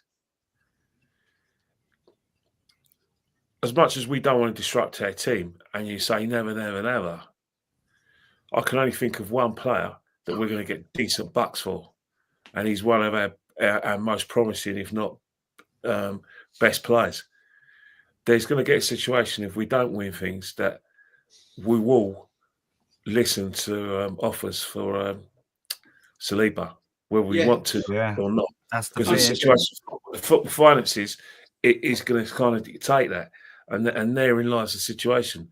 Money talks both ways, especially when it comes to obviously when you're buying players, you want to buy a club. When you're the selling player, when you're the selling club, you have to look at the situation.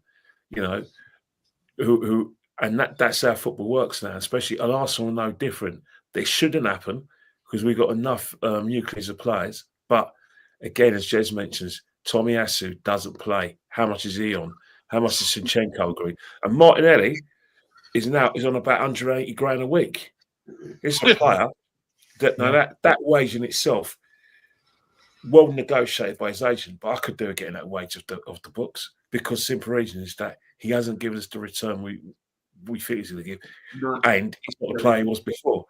But the problem we have, I there's no evidence that anyone, a significant club, wanting Martinelli. I only hear noises about Saliba. Kenny, in these years he was on 30. He was on 35 grand a week here, Kenny. What's he doing on 180 grand now? Like, he had one good season. What's he on 180 now for? I'll tell you what. Well, he's on 180 because simple reasons that they wanted to tie him down, because at the time when we made that challenge for league in 22-23, that was when a lot of players were renegotiating their salaries. But how for so much though? Like, yeah, but they wanted to keep the nucleus of the team. If you think about that spine, he was part of that matrix or the spine. Odegaard renegotiated his wages. Bukayo Saka was the one they wanted to tie down, and Martinelli was another one of the ones they wanted to tie down. And so you could put Saliba in that kind of category as well. That is the way that things are. Now, unfortunately, Martinelli hasn't turned out to be the player we are, but that's the way football is now. You get yourselves in situations where you want to tie your players down. However, when you try to tie them down, look what's happened in Liverpool. Alexander-Arnold, Salah, Van Dijk, 3 years before they were on big money. When it comes to the situation now, where Liverpool want to renew their contract, they're not going to renew their contracts because they're going to want an increase on the big money they're already getting. And we're going to get in that situation as well, where players are going to get in the last year of their contract. And then I think it's not just going to happen at Arsenal, it's going to happen at every football club, where players now, Saudi Arabia are lurking around, and obviously Real Madrid have always been a spectre. Players are going to wait to the 11th hour, and it's the biggest effect on football, where clubs are going to either have to bite the bullet and say, you know what, we're a business, we want to win things, but we need to operate within PSR. Off you go, mate, or you let them run down their contracts, because this is what we're going to see with our better players as well. Yeah, you got to start being ruthless, Kenny. You got to start being ruthless. And for me, a lot of some of the current players in this team should have been moved 2 years ago. When we got back in the Champions League, as soon as we got back in, thank you for everything you've done. We're moving on to something else. While the value was still decent. Yep, gentlemen, I'm gonna have to scoot. I got a 3 o'clock. Yeah, man. I've got to go to, man. Look at this. This was shout your thing out, mate. Phenomenal. Southern Laguna here on YouTube. Aaron, you got to send that to me in a PDF, man. That was absolute gold. I'm gonna be like Jez. When I get back in tonight, I'm gonna be sitting down looking at numbers, because that right there. That, I don't even. Do y'all see that? I got hair standing up on the top of my head. Listen, Matty. Thank you so much for coming on, Matty. Big up, man. Much love. I know it's difficult for you, because of the time thing and all that. I fucking appreciate it. Don't be much, mate. Thank you so much, my brother.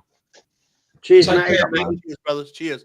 And I said, people in the chat as well, do not forget, the links will be pinned in the description, but do not forget to give Matty, the Southern Gouda, a like and subscribe. He's always talking them facts. Boys, that's exactly why. This is the reaction I wanted when I got that bit up. But there's a couple more bits to go through as well. But this is the exact reason why I wanted you guys on here, because I had to deliver it and I wanted you guys to see it with me. It's horrific when you actually see it in black and white, because it's so easy to say something and it goes in and one out the other. But when you leave it up there and you look at it in cold hard black and white, it's painful. And it once it sort of sits in, like I said to you, when I was writing that and then I started adding the figures up And I was doing all of this, and I was sitting and thinking, "Oh my god!" And this is just scratching the surface. It does, because I'm putting together everything, like doing all of that with all of the signings and all of that. This scratches the surface, DJB. It's worrying, bruv. Yeah, but the thing is, as I said, when this sporting director comes in, he'll go through it. Arteta will be put to the side. And then if Arteta walks, you'll have fans turn around and say he wasn't backed. He wasn't backed. He wasn't given the money. He wasn't supported. That'll be the narrative. He wasn't this. He wasn't this. The fact of the matter is, this manager has had a lot of money to spend. He's not been able to keep the players when he came into the team. The only players that won him a trophy, he got rid of. Yep. For nothing. Yeah. He wasn't prepared to take the dressing room hierarchy. He wasn't prepared to deal with awkward players with big egos. And the reason why he wasn't prepared to do that is because he was an inexperienced manager. Yeah. Ancelotti would be able to deal with Aubameyang. He would have dealt with him in the right way. Simeone, Pep, all these managers would have been able to deal. And I'll go back to the Brian Clough days, and even George Graham would have been able to have dealt with players that were a bit of a pain in the backside, because that's part of management. And some players, you have to deal with it. That's why you get paid the big bucks to deal with it. And this manager bombed them out, wanted to get rid of them, didn't want them at the club, and he's never replaced them. He's never replaced them. George Graham had to deal with the Tuesday Club. Yeah, 100%. He had to deal with all the shenanigans that was going on there. Let's put it with the facts out, right? I don't remember when Arsene Wenger was our manager, we had stupid figures like this. No, I don't remember seeing any of that. no. Right? I don't know the facts and figures of George Graham's era. I don't know that at all. I'm pretty certain when we had David Dean, right, and Peter Hill Wood, right, it wouldn't have been like this. I mean, I don't understand. I'm shocked. I am shocked that this sort of misappropriation of funds, corruption, and whatever you want to call it, has happened. How can a massive club and owned by multi-billionaire owners, they are billionaire owners, 5, 6, 10 times over, how can they let this happen? I'd be going fucking mental. Well, I think they've realised, Jez, but I honestly think that they trusted. That's why they was paying them good wages. That's why they was paying Arteta and Edu good wages, because they trusted them. They said, they probably turned around and said, look, you know more about it than us. It's like me owning a building firm. I know nothing about building. And then I say, right, this is my project. I want you to run the building firm. I'll give you X, Y, Z amount of pounds to do it. And I trust that you do it properly. And then 2 years later, the building firm goes under. And then I go, well, hang on a minute. I've now got to find out why this building firm went under. I trusted these guys, and this is what's happened. And I think it's now come to the front, and this is why they're getting this Berta on board. Because I reckon that they've looked at it and gone, we ain't won a trophy. There's players going out the door. He's coming to me wanting strikers. We've had strikers. He's had this amount of money. We need to act, and I think it will just come to a great big crescendo eventually, and this is what's going to happen, mate. Well, I hope it does. I hope it does. I think there's a big shock coming. I honestly think there's going to be I hope. Yeah, I do. Guys, Rashid, Kenny, Aaron, I think there's a big tidal wave coming here. Yeah, I hope it does, because it's about time. A lot of people out there, a lot of people got a wake up call.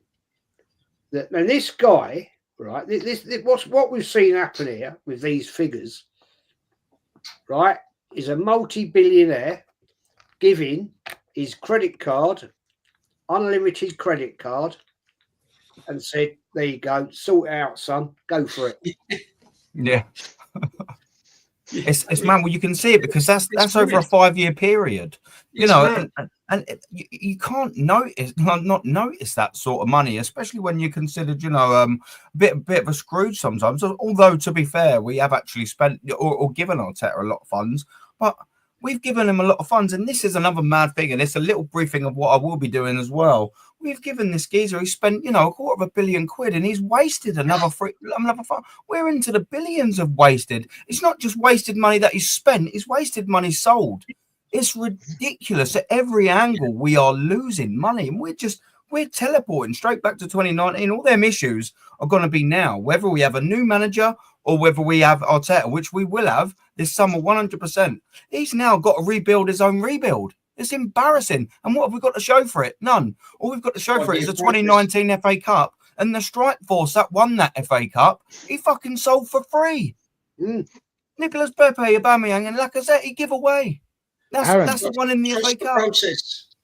Let's just hope that this sporting director will be buying players for the club, not for this manager, because Arteta bought the players that he sees fit or fit his system, right?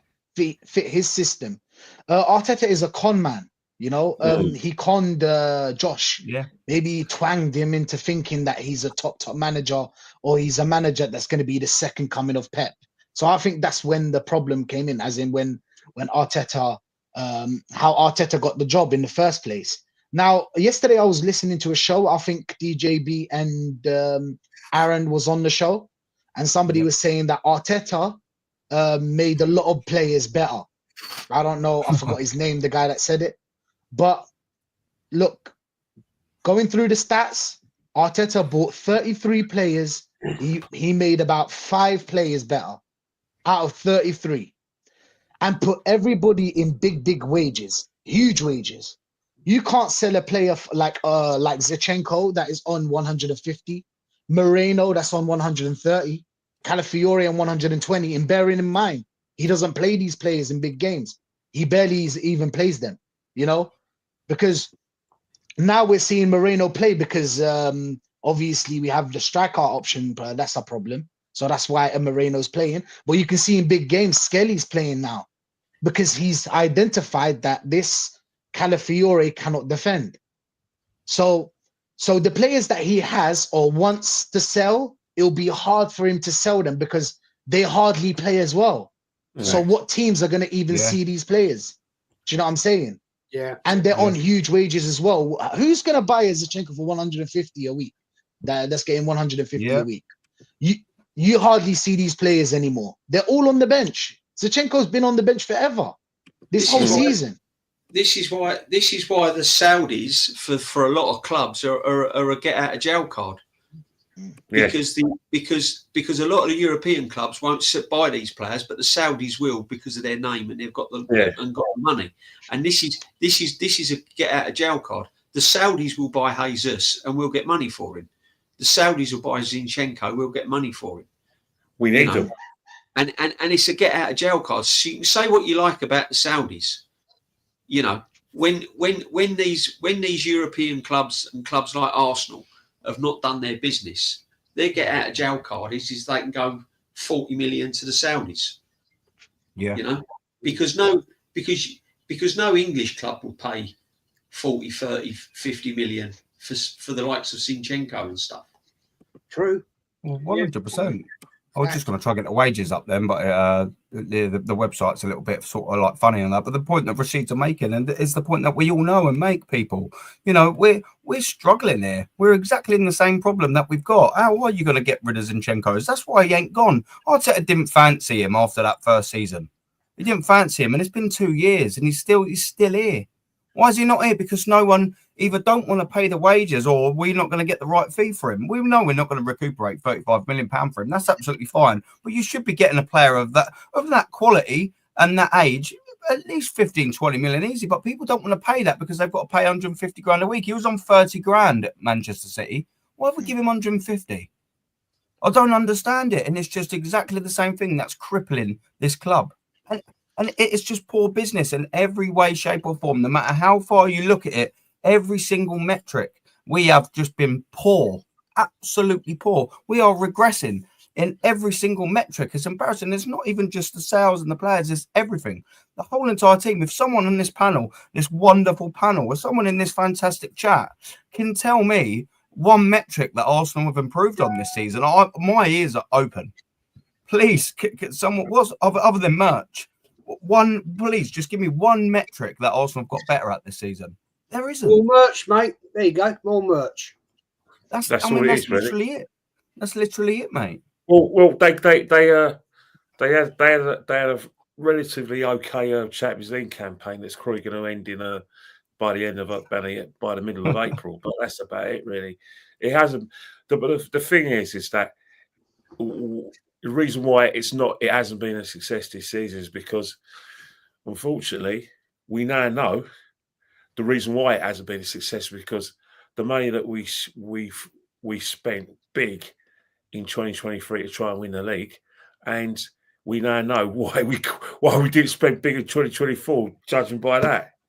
Yeah. So, in order for us to spend big in 25 this summer, there's a lot of things that are going to have to happen. There's going to have to be activity on both sides. Who are we going to sell, Ken, though? What's that? Realistically, who are we going to sell, though, bud? Realistically, and get decent enough coin. Well, that's the situation. You're going to have to sell it like we did in them last time, in bulk. You've got to sell in bulk. You're not going to just sell one player. You've got to sell fringe players. And you've got to, but the trouble with these fringe players, a lot of the fringe players we got rid of are young boys. Eddie Nketiah was in part of an England squad. Reece Nelson's been, part of that sort of generational talent tag. And Smith Rowe, another one who a lot of people say, but for injuries, he would have excelled. So it's easy to sell those players. It gets tricky with Tomiyasu. Zinchenko, not exactly that tricky, because I'm sure there's a club in Spain who will go for him. But they won't. They're going to look at his wages and say, you're going to have to pay him off to leave because we can't afford it. Yeah, and that's the whole situation. We need, let's be honest, a big fish to go. Yeah. Well, and do you know what? We're going to be forced to sell.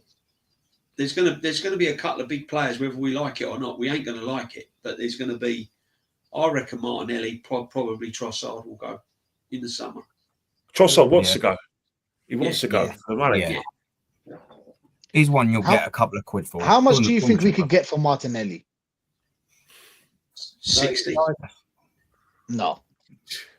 Depends, isn't it? Depends coming in for him. Yeah, what league? That's it. What league he's going to? Italy. They're not paying big dough.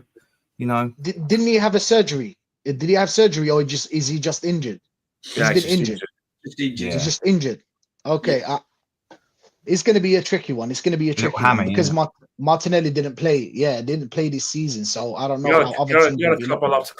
I would love someone like Atletico Madrid who run their club well, who have money because they sell a lot of players for a massive profit. I like someone like them because they wouldn't bulk at paying him something like 60 million, and he wouldn't bulk in going there because our Brazilian. Brazilian FA obsessed with Spanish football, but he's the one I'll definitely like to get rid of for footballing reasons only. It's nothing personal; it just hasn't developed, and I want a space for someone else.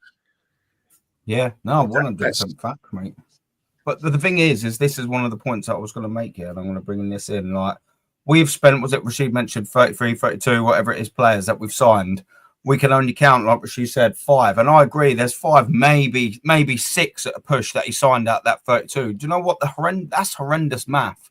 We probably, realistically, we need about 10 players in the summer, but we know we're not going to sign 10 players in the summer. We should be signing about 6 players. But based on that math, when you can only count 5 or 6 in 32 or 33 signings, only one of them 6 players in the summer are going to be any good. That's worrying.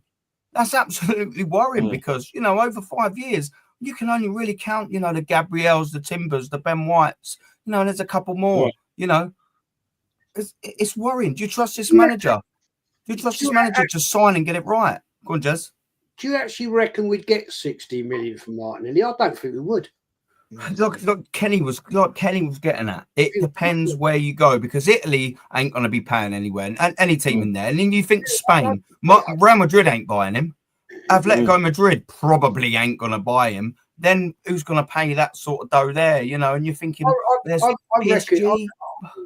I'm not, you know, I'm just putting this out there, right?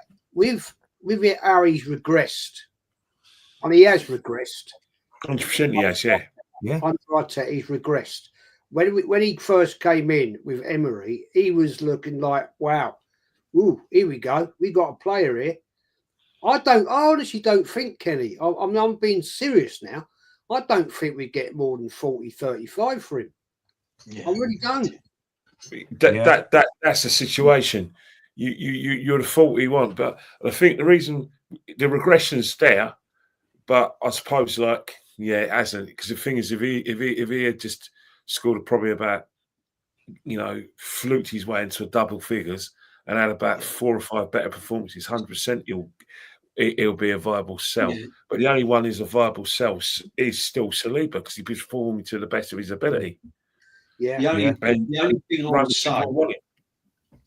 thing I would say about Martinelli is, because of his pace, there's a lot of experienced managers out there will look at him and go, I could probably get the best out of him. I could probably raise his standard there, and they might take a punt on him. Because if Martinelli was under a different manager, if he was under a more experienced manager, I think you'd see a different. He's going to be one of them players that will come back to haunt us. You watch him. Yeah. And we've seen it so. How many times have we seen Arsenal players leave the club, go to another club, and look absolutely worldies? And this is Martinelli will be that player. Martinelli will go. If he does leave, someone will get hold of him. Do you reckon, DJ? Do you reckon a team like Monaco, Marseille might jump in for him? Possibly. Yeah. Possibly. Yeah. That's not a bad sort of call. The guy at Bayer Leverkusen likes him, doesn't he? He could end up somewhere like Bayer Leverkusen. But the thing is, them clubs. Sorry, apologies for that. Them clubs ain't really going to be paying any more than 40s, I don't think. If you're them clubs and you haven't got a lot of bankroll, you're not going to bankrupt your club for Martinelli, who's been shit for the last 2 years, are you? Do you know what I mean? Balogun's at 30s and that, but he's not an awful player. Just that this guy can't utilise him to his best ability. I mean, he won't even try him down the middle. He won't even try him down the middle like Mourinho, DJB, you think there's a temptation, if he does come back, that he does try him down the middle instead of Mourinho? Because let's face it, the Mourinho thing is just it's ridiculous. Just quickly, guys. Jez, I'm fairly sure it's from your channel. Abby Chips has come in with a $4.99 super chat. Big up, my girl. Thank you very much, obviously, and I'm sure Jez is double happy as well. All I want is Havertz and Odegaard gone in the summer. Abby, my dear, I promise you, this is a full house panel. I'll talk for everyone and the chat. We all totally agree with you. Yeah, we 100% agree with you, especially the former. Kai Havertz absolutely needs to go. Odegaard, do you know what? To an extent, I wouldn't mind him being a second choice, but we've crippled ourselves again with him. 240 grand. Let's just take the Martinelli and swing it over to Odegaard. Yeah. Someone might want to pay £60 million for Odegaard, but who's going to pay him 240 grand a week? And then there goes our whole thing that we've been talking about, Abs. Do you know what I mean? Like we're there again, like absolutely handcuffing ourselves in the transfer market with poor financial decisions. It's madness. It's madness. What would you boys reckon on the Odegaard thing? Would you all get rid of him? I would want him as like you said, a rotation would be perfect for Odegaard. I think he needs competition for that number 10. But I want real competition. If Ethan is better than him, Ethan plays. If Odegaard's better than Ethan, Odegaard plays, and so on. I think I would take him as a rotation. Yeah. But that's sort of it, you know. Maybe a bit of a like you said, a bit of a challenge. Someone there to go, hello, Florian Wirtz is coming now, and I want your place. Maybe it would spark a little bit more in him. Do you know what I mean, Ken? It might just spike something in him. We definitely need those kind of players, definitely, because this summer, as much as we talked about the finances and how worried we are, without a shadow of a doubt, we have to look. The City are going to be strong next season, very strong. They're going to get rid of De Bruyne's done it at City. He's finished. You know, Bernardo Silva is training on thin ice there. That means we'll buy in the summer.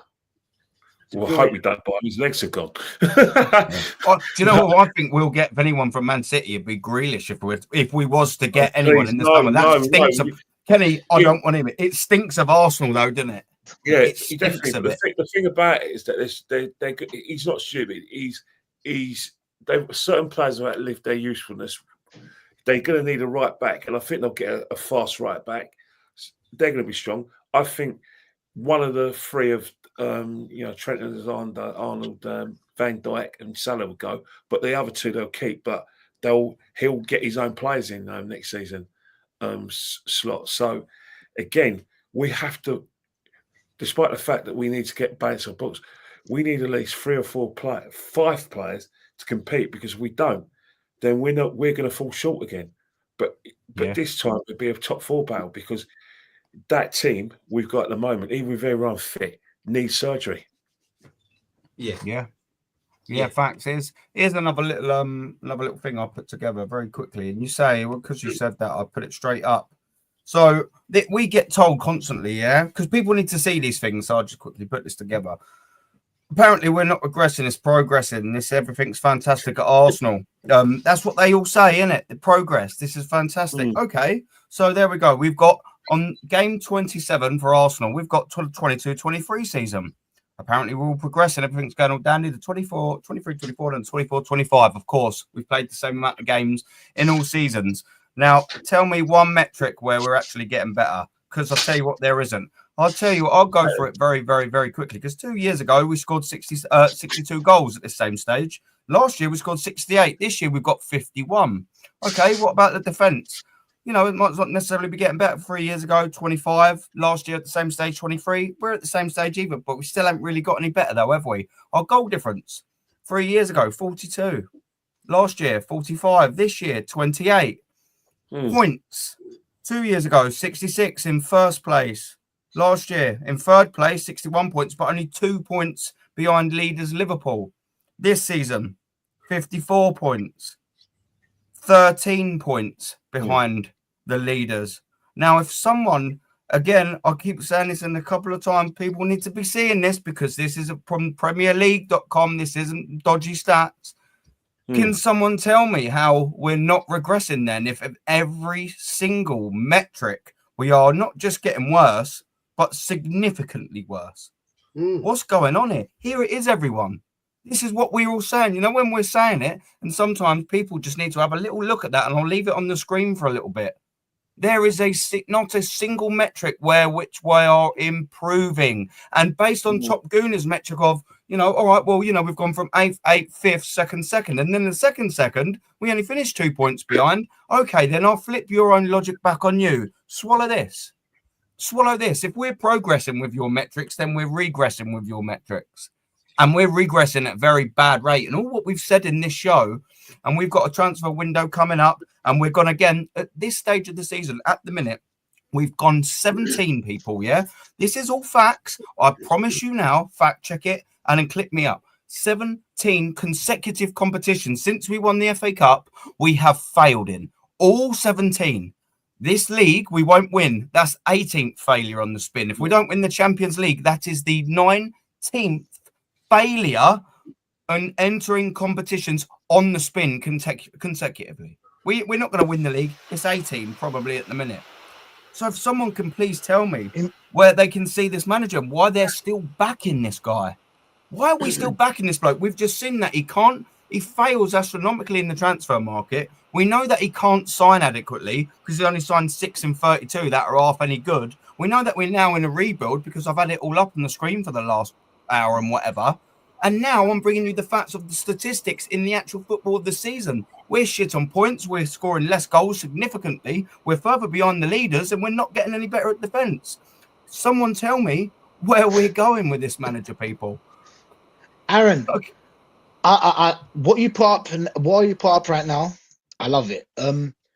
All I can say is that I don't understand something. How do they trust the manager that switched up his system 3 times in 3 years? In season 22-23, we played attacking football. Season 23-24, we played controlled football. Season 24-25, we played defensive football. This manager even doesn't trust himself. If we get to we're already gonna get to the quarterfinals. That's not a progression. We got to the quarterfinals last year in the Champions League. So only if we get to the semi-finals, that's progress. How do they trust a manager that doesn't even trust himself? This manager was going to quit after 2 years or 1 year. I don't remember. I think it was 2 years. This manager was going to quit. We bottled that title in the 22-23 season. Straight after that, he come out and said, "Oh, I thought about quitting." Oh, and but you didn't mind signing the new deal a couple of months later, though, did you? Didn't mind that. The only same thing that's been happening is that at the end of the season, we don't win anything, regardless of the system. So now those 72 formations that this manager conned his way into the club, they ain't working. Okay? Yeah. They do not work, people. He's tried 3 different systems in 3 years. It's not working. Next year, he'll try a different system and it still won't work. There's only one metric that hasn't changed. It's Mikel Arteta. That's the only. We've changed players. Now we're going to change Edu. We're going to bring in a new sporting director. We've changed everything else apart from Arteta, and it's the same thing every year. No fact. Absolute facts. It's worrying, and that's why I've been doing this and putting things on screen. And I don't mean to repeat myself, but people need to see it with their eyes, because I don't think sometimes it goes in when they sort of listen to people speak or whatever. This, when I look at this on the screen and I put it together and I'm looking at it now and I'm like, oh my God, what is going on here? DJB, brother, this is here. It's there in black and white. It's inarguable. This is fact. Over the last 3 seasons, we're regressing significantly. I think this season is the icing on the cake for that, to be honest, Aaron, because 13 points behind Liverpool. 13 points behind Liverpool. And the football's not been that good. The football on the whole has been pretty poor to watch. It's been sideways, it's been slow, it's been predictable, and that's the worry. Against PSV, it was slick, it was in the feet, it was played with a good tempo. But it's there for everyone. And it's not going to get any better. Because if we do get rid of players and sign new players, you've got to allow time for these new players to adjust, to get used to the Premiership. So players are going to be coming in. They're not going to, some are going to hit the ground running, but some of them are not. So that's going to take us up to sort of the Christmas period before the players start finding their way. Yeah. Liverpool are going to get stronger. They're not going to stand still. They're not going to stand still. They obviously trust this manager because he's come in and hit the ground running straight away. So they're not going to stand still. City, we know, are building because they've done it in January. Pep held his hands up and said, I got it wrong in the summer. I should have signed. I trusted the players I had. So he's going to go again. And then you've got the likes of Man United that is never going to stay still because they're a big, massive club. And then you've got the others that are in contention, Tottenham, Aston Villa, Everton going into a new stadium, big ownership, lot of money, big club with a big history. They're not going to stand still. And this is what I'm trying to say. We should be way ahead of the curve. So when these teams now start moving, we should have already been moved. We should have been way ahead. Yeah, we should have been way ahead for them to catch us up. The way it's going, 100%. the way it's going is that we are now going to be catching them up. Newcastle as well, they're another one. And if this PSR gets sorted out and everything else, these clubs are just going to be going, here you go. There's spend.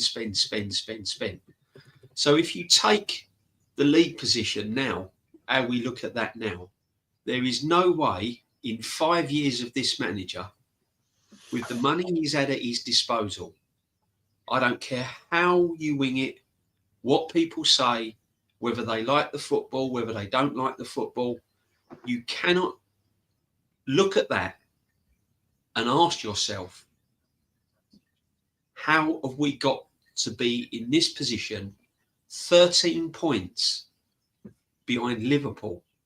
And we was 13 points by the end of February. With all the money that's been spent, with everything in place, one of the best training facilities in the country, the money, 5 years, and they are his players, they're his signings. We've seen on your previous graph that you put together brilliantly, the players he got rid of. So all of these players that he has in place are his, it's his team. Trust the process. Don't stand still. Yeah? And we've gone backwards. We have. And if we keep going backwards, all the teams that I've just mentioned are going to just keep moving forward. And we should have been miles ahead of them. Clear. We should have walked this. We should have walked this league this season. We should have walked this league. But the summer cost us. Bad signings are going to cost us going forward. And this is how it is, people. This is how it is. You've got to face the facts. DJ, you only got to look at what has happened, right, with Man United this season. Lack of investment, poor management. They've suffered and continue to suffer, right? And if we continue on down this road, we will be in the same shit show position as them very, very quickly. Oh, 100%. But we ain't whether you like it or not, we ain't a bigger club. We ain't a bigger club than Man United. Man United are United worldwide fan base, income. Biggest in the world. It's a fact. They are on levels with Real Madrid. And I would like, if not, they might even be bigger. Man United are a massive, massive club. They're not going to stay there for long. Anywhere in the world you go, right, and we've all travelled in different areas of the world. Wherever you go, right, and I was fascinated by this, right. When we were out in France back in November, right, the sports shop in Beaune, decent sized town in Berkeley, it's a big town. Sports shop there, went in there, Man United, Chelsea, Man City, PSG, Real Madrid, Barcelona, Not one Arsenal shirt. No. Not one. No. I said to the bloke, do you not get any Arsenal shirts? And here he went, no call. No. And like, I mean, you go to America, you go to Spain, you go to Portugal, you go Germany, France. You see Man United shirts. Oh, they're massive. They always have been, though, Jez, didn't they?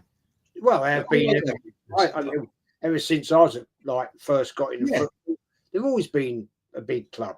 And the thing is, it doesn't matter how bad Man United are, guys, how bad they're playing and how bad they are. The pull for a player to play for Manchester United is huge. If any player's got a chance to sign for Man United or Real Madrid, they'll take it. course No they matter will. how bad they're playing. Yeah. Of course. They bite your hand off. Absolutely. Of course. They But buy as I players that we can't. You know, they buy ballers. They've bought Varane and the Casemiros. I We was would just gonna never get a say, player they're like good that. players. Yeah. Yeah. No, Go on, thanks. DJ. No, I was just gonna say that they have bought some quality players over the Yeah. last couple of seasons. It's just that they've been mismanaged, and we are going along the same pathway. We're going along the same pathway, and all them Oh, teams that I mentioned. But that's the situation in football. I think Arsenal's no different from any other football club, and that's one of the things we used to pride ourselves about. Well, Arsenal used to pride themselves of doing things the right way. Yeah, But in 100%. trying to move with the times, Arsenal Football Club is having the same issues as they were before. They have to, in order to get half decent players, let alone top players, they have to pay the wages. Yeah, And if they have to pay the wages, they have to pay the transfer fees. It's not happening no more where they can scrimp and save, negotiate, and that's the other situation. But what's going to happen now is there's going to be strict. There's going to be situations where Mikel Arteta is going to lose a lot of battles. Hence the fact that Arsenal are going to have to abandon the way they do things. The managers they're going to have to get in, they're going to have to accept these managers are going to be here for 2 or 3 years, and the fans have got to get used to it as well. And they have to have stipulations, not just getting top 4. It's not enough no more. If you want the real merchandise, you want to make real money, you have to win trophies. Man City did not become a big merchandise operation on winning, on getting in the Champions League. They became big with merchandise because they dominated the Premier League. Liverpool, Yeah. Man United reputation only, but and you look at Chelsea winning trophies. That's how you make it big. yeah. We've had all these clubs. We've had a head start on all these clubs, but we're living off reputation. We're living off reputation of the Wenger years, of Henry, Perez, all those players. But what will happen is that fans forget if they don't see trophies, they're going to say, "Why am I supporting Arsenal? Why am I buying into this?" That's why, change who you are. If the Kroenke's not happy, and if there is financial problems and there is recession, and the Kroenkes have to sell, let's get owners in who understand we have to win today. Because if you win today or win yesterday, I think fans will be more than happy to have a manager who's here for 2 or 3 years, and then even if he wins things, he gets replaced. I think we'll take that because we know that success or you bust. Yeah, no, that is unfortunately, mate. You know it. We all of us on this panel know it. That's not the Arsenal way. It has to change. They've got to sell then. I agree with you. It has to change. But It has to. Arsenal, if you want my honest opinion, right? If you want my honest opinion, that we're too nice. 100%. It's the old story, isn't it? Classy Arsenal. Oh, we can't be nasty. Well, sorry, the world has changed many, many, many, many times. It's not sustainable, is it? No. Sorry, guys. I'm getting a little messages nagging me about what, because my wife, I promised I was going to go out later with the wife. So I'm man. Kenny, don't upset the wife. Kenny, 100%. I'm with DJ B, man. You got to keep wifey happy, mate. I did say we were going to do something about around just after 8 o'clock. So I've got to keep my promise. So I'll speak to you guys soon. Thank you very much for having me on. Otherwise, you'll be on the transfer market, Kenny. Yeah. Yeah, man. You don't want to be put up for sale, Ken. All I'm going to say to all 3 of you guys, go on, mate. Keep your eyes on all 4 of you, keep your eyes on the this summer's activity and monitor it carefully. And I promise you right now, you need to keep your eyes on the outgoings as much as the incomings, because you're going to be frustrated. Facts, mate. Yeah, definitely. Facts. And listen as well, Ken. Thank you very, very, very, very much for coming on, man. Absolute legend. What a superstar. I've enjoyed every second of your company, mate. Pleasure. My pleasure. See you, Kenny. It's all mine, brother. Yeah. Have a good night with the evening. Have a good evening with the wife. Have a good night with the evening. What we're doing here? I'll talk English in a second. Yeah, big up to Kenny as well. And like I said, you can go follow him on Instagram. Links will be made in the description. And as well, boys, while we're here, because we'll wrap up sort of soon as well, because I'm conscious of the time. I didn't realise it was going to go on for 2 hours. But, you know, when you've got fantastic guests that know a lot about Arsenal and a phenomenal chat here, you know, it happens. But don't forget, like and sub to all the channels. Links will be made in there. Like and sub to the stream as well. Let's get that right. People, man, like, it's sort of madness. And what I wanted to come on to sort of next, before I just quickly reminded me, we've got another super chat from Abs. So big up, thank you very much for that again, my girl. I think it's gone to you, isn't it, Mr. Jez? I have a feeling other managers have some sort of resentment of Arteta, how he is protected with no pressure, and the fact that, especially the last little bit of what you said, the fact that he is, and you're absolutely right, my girl. He's protected and he's got no pressure whatsoever. Why has he got no pressure? Because he's just signed a £15 million a season contract for the next 3 years. He's loving his life. Why has he got no accountability, has he? And I can probably get why some of the managers in the Premier League, I don't actually know Slot's wage, but it definitely ain't £15 million. And Zaggy's on 5 million. He's winning leagues over there at Inter. Like, what are we doing here, people? Like, you know what I mean? When you've got no pressure and you're protected the way that this manager is, and he's created that little bubble for himself, by the way, and he's actually done a bloody good job at it. When you've got no pressure, of course performances will go down, of course results will go down, of course you won't win anything. Why? Because if you've got no pressure, that's when you start to lose it. It's them. When you're under pressure, you find out who people are. That's when you know whether they can give you that extra 5%, that win you league titles, that win you trophies. If you've got no pressure and no accountability, it goes to pot, Ab. Aaron, do you blame them? Do you blame them for being jealous of this manager? You've got Pep Guardiola, I think he's on 17 mil. Correct me if I'm wrong. Anybody in the chat panel, correct me if I'm wrong. Right. Yes, 17 mil. But he got that 17 mil after what he has in the bank. He's got credit in the bank. He's won a lot of trophies, even before Man City, even with Bayern Munich and Barcelona. So it makes sense why he gets that 17 mil. Now, every manager in the world is just wondering why is Arteta getting 15 million? For what? For getting top 4? Yeah. Don't you think, though, Rashid, do you not think, right, this is something that needs to be looked at? Because I've got a theory on this. I mean, I could be way off the mark, but I don't think I am. Right? Who gave him sanction to get 15 million? The board. Right? We know fact. The statement by Edu when he left, a few weeks after it was about a month, wasn't it? He said he didn't like Arteta's new contract and the power he has at the club. He said it. Go back and look. He said it. Yeah. Is that why now, right? He made a statement the other day in his press conference. Josh Kroenke didn't come and talk to him. Now, right, if you've got the majority owner of the club, which is Josh Kroenke. I mean, I know his father's the main man, but it's Josh Kroenke. It's the man at Arsenal, right?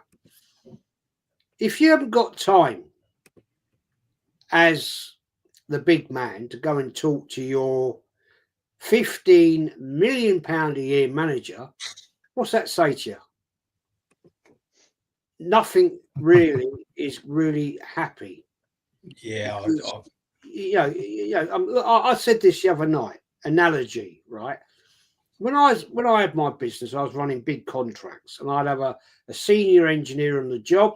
And if we had a weekly meeting, which you used to have at 9 o'clock, I used to say to him, "I'll meet you at 8. I need to know any issues, what's going on, any problems, any delays, any issues with project delivery, materials to site. I need to know." Because I'm going into the lion's den now, right, to face these people, and I need to know what's happening. And you're going to be with me. And if I don't know, I'm going to put the questions to you. So, Josh Kroenke, right, doesn't have time to come to his main man. That's his main man.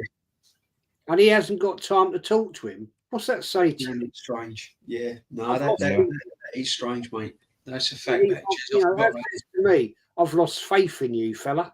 You know? And maybe I'm just theoretically saying this. Yeah. This is why they're looking in, bringing this guy in from Atletico, who's left. He's a free agent. They've got Edu's gone. For whatever reasons you want to put on that, that's your speculation. We can all look at it. I honestly do reckon, I do believe the Kroenkes, Josh in particular, is looking at this guy thinking, fuck me. You've had all this money. They've now, and maybe too late, guys, too late. They've analysed these figures and gone, what the fuck is happening here? And that's bad business on there. That's bad business by the Kroenkes. That's bad. Bad. Right? Because they must surely talk to the accountants. Fuck's sake, come on. But maybe they've thought, well, we'll give you, you know, time. We'll give you the chance. We'll let you do what you need to do. That's what you've told us. We've fallen for your lies. And now we're thinking, we bring this guy in and it's going to be an absolute fucking shit show when they come in. This guy comes in. He ain't coming in on his own. He'll have a team behind him. Oh, he'll have, yeah. I was just going to say he'll have a team behind him. But the worrying thing about this, and this is typical Arsenal, isn't it? It was all over the place a couple of days ago about this Berta. And the worrying thing is now is it's all gone very, very quiet. And I saw it in one of the chats. One of your people put it in one of the chat. If they bring in this other guy as a cheaper option, you're talking disaster. You're talking absolute Cato or whatever his name is. I forgot his name now. So if they've had chats with this Berta, the sporting director, and he's made his demands. And they've gone, hang on a minute, we can't afford that, and you ain't going to work with that, you know.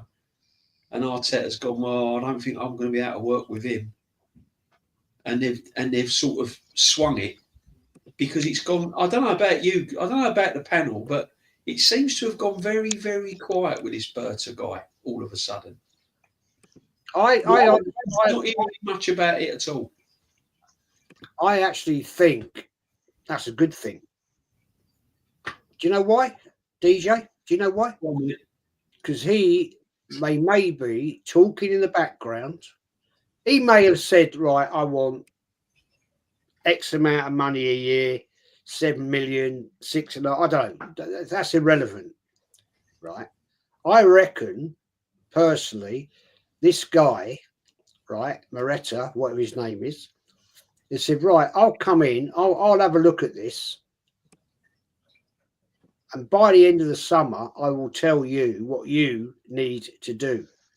And by the way, Josh, I've got somebody lined up to come in and sort this shit out as a manager.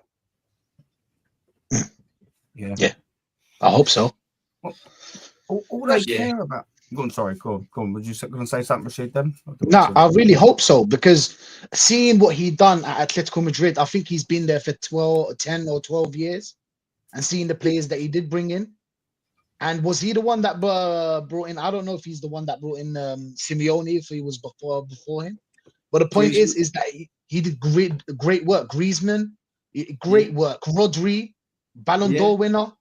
I mean, regardless if you believe he deserves it or not. But like, he has done a lot of good work before us. So it is something to be excited about. For once, I mean, it rarely happens with this club. They rarely bring in someone, and thank God they didn't bring in Rosicky or Mertesacker or one of the old players and try to, you know how it is with this club. It's always a love story. It's always a love story. So let's hope, like Jez said, let's hope he's working in the background. He's like, listen, Arteta, he probably gives him a year. I think he'll probably give him a year. He'll probably be like, let's give him a year, see how it goes. Do you know what I'm saying? We've seen that this manager spent X amount of money. Yeah, probably until next year. And let's just hope he brings. I reckon we've got him for one. I reckon this is. I said it this year. He should have gone this year, and I thought this year if he did, I thought this year if he didn't win a trophy, he'd be sacked, and he should have been Definitely. But I honestly think that we're going to have him, unfortunately, for next season. But I do think if no trophies are coming next season, I don't know about that will be it. I don't know. You know, this could be right. This could be a very snide dark art situation. Yeah, it's got a little bit quiet, which is a good thing. Rather things go under the radar than it's all publicised everywhere. It could, well, theoretically, it could be that Josh Kroenke didn't talk to him, right, at London Colney the other day. And they could be sitting there thinking, right, okay, let's just see what happens in this Champions League. Let's just wait and see what happens. Yeah. Let's just sit there, chilling. Let's do nothing right now. And if he fucks it up, it could be, this is my theory. Yeah. No proof. If he fucks it up, right, and we end up second, third in the Premier League, they turn around and say, you've had your time, fella, fuck off. And this guy's coming in and he's bringing someone in with him. Yeah, you could be right, Jez. You could be right. Do you know what the worrying thing though about it all is just with everything like that, they clearly haven't got the ambition to win trophies, because the first thing one of the Kroenkes said, I think it was Stan, was we ain't bought Arsenal to win trophies. And, you know, he's certainly hired a manager in the last 5 years that's done exactly that, not win anything. All right, you know, the FA Cup, whatever, you know, with his team, we ain't won nothing. We all know what we mean when I say that.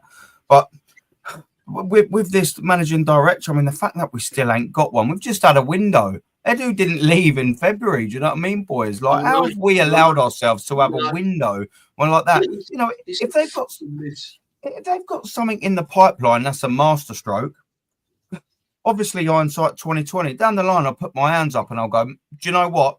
All right, yeah, that was a bit of a shambles in January, but they was waiting for this particular guy, whether that be Bert, whether it be whatever. And then it works out like, all right, maybe that was a correct decision. But the very fact is, gentlemen, this club don't make very good decisions. And we have got a lot of fact-based evidence to put that from. And it's not just with transfers, it's with everything. This club, when it matters, do not make the right decision, and they haven't done for a long time. You can even go far, and I know it's not the same. Everyone is still under the Kroenkes regime, but when we let Leicester win the league and we signed Peter Cech, I mean, what we've been making these same mistakes over and over again. This whole regime makes the same mistakes over and over again. You'd think they'd learn, boys. Yeah. After all the time that's been accrued and all the money spent. You know, we've got to be looking at how can someone like me with no computer skills go and factually pull the pants down of the club? They've got to be looking at themselves and go, wow, well, how are we not realising we're losing 400 million in 5 years? If I can do it on the laptop. Like, do you know what I mean? Like, what we're doing here, boys, it's frustrating, but here's why, and this is what worries me, and especially about this manager. I'll take it back to Arteta just very quickly. He wouldn't want someone like a Bertrand, because there lies then the power. He wants power. He wants total control because he's a narcissistic little prick. I'm sorry, he just is. Jez always says exactly the same as he's a narcissist, isn't he, Jez? You know he's a narcissistic little prick. We all do. He don't want someone in like that at the detriment of Arsenal Football Club. How can someone there with no real anything, with his own team, and he's regressing massively and falling off a cliff, just like the former Martinelli and Odegaard. That's what Arteta's doing. That's fact. I've just had it up. We're falling off a cliff. We're going nowhere. The thing is, and what worries me really bad, boys, is that he's going to be here next season. That's an absolute fact. 150%. He will be in charge of that summer window, Mikel Arteta. Then you think, well, he's not going to be sacked in the first couple of months of the season, is he? That's also an absolute fact. You're in now October, November, then realistically, they're not going to sack him straight away. That's 7-8 months away, people. Now, when I sit here... I honestly think he might have a surprise. I honestly think the Cronkies are, or Josh in particular, personally, I think they're looking at this and thinking, enough is enough. Now you've got to prove yourself. I wouldn't be at all surprised if the Cronkies said to him, no, you ain't have no more money in January. You had 185 million, which we gave you from the Champions League last year, which is what Arsenal got, right? And said, there's your money, work with it, do what you got to do. He goes and buys Mourinho and fucking Calafiori. Now, go work with it. And come the last January, he probably did ask, I need a striker. And they've probably said, no, you've had your money, work with what you've got. And they've now seen what's happened, right? And they may be, this is all bullshit talk from me, but they could turn around and say, well, hasn't worked, does it, mate? We need somebody in to sort this shit out. Yeah. But all they're worried about this football club is selling merchandise. So, and Kenny mentioned that point when he said about the women's thing, and I wanted to sort of get it as well. I bet you on the home games for the women, I bet you they do more money in the Armory than they do on selling. Oh, they do money in the Armory. 100%. Full stop. 100%. 100%. I bet you, even if the women's games fill up the Emirates, I bet you any money the Armory clears It's up. young kids, it's young girls, it's young boys, it's women, it's men, it's a full. Honestly, it's packed in now after every game and before every game. It's packed. It's ridiculous. Like we go there on match days. I actually walk past it because where I park my car, I walk past the Tolleton, and then you've got the Armory there, and you've got that little slip. Bit where you walk up to it, and then you've got the bollards, and there, I walk up that bit, and then I go around because I go in at F. Yes, we get I go in. It's Ramo, mate. Like, and I've got there early a couple of times. I got there. It's out the door every single match day that I go in there, and that's all the club care about. And do you know what? That brings me nicely onto the next point I'm going to make, and I'm conscious of the time, but there's another little point I'm going to make about this merchandise share. I'm going to have to bounce in a minute, mate. So yeah. And me, Aaron, I've got to bounce in a minute. You know what? Go on.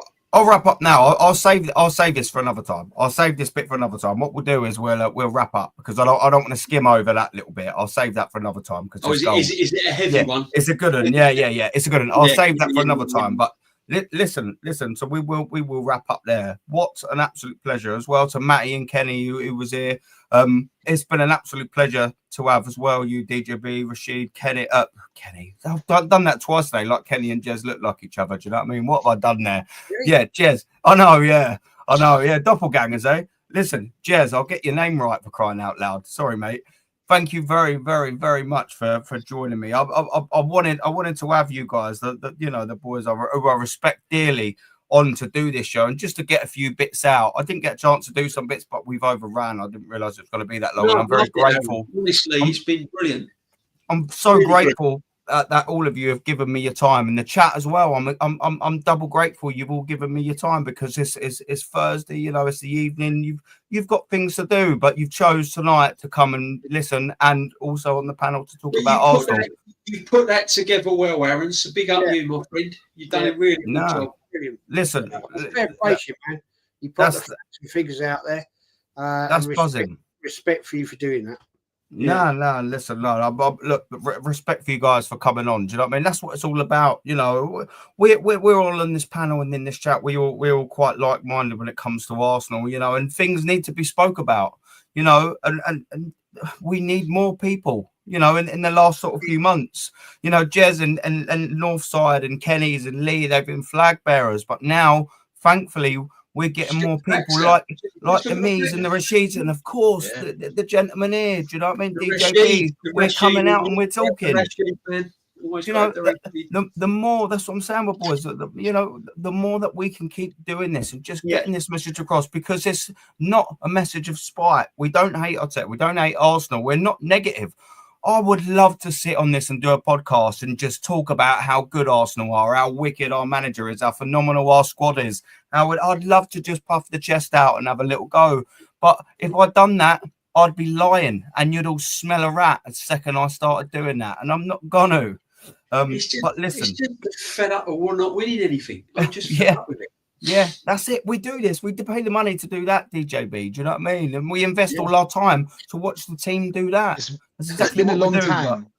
It's been a long time. It's been a long time. And the army's getting bigger. Like you said, the army's getting bigger. Jez and Lee. It's not just now about winning a trophy. There's other things latching onto it that don't add up. And it's not right.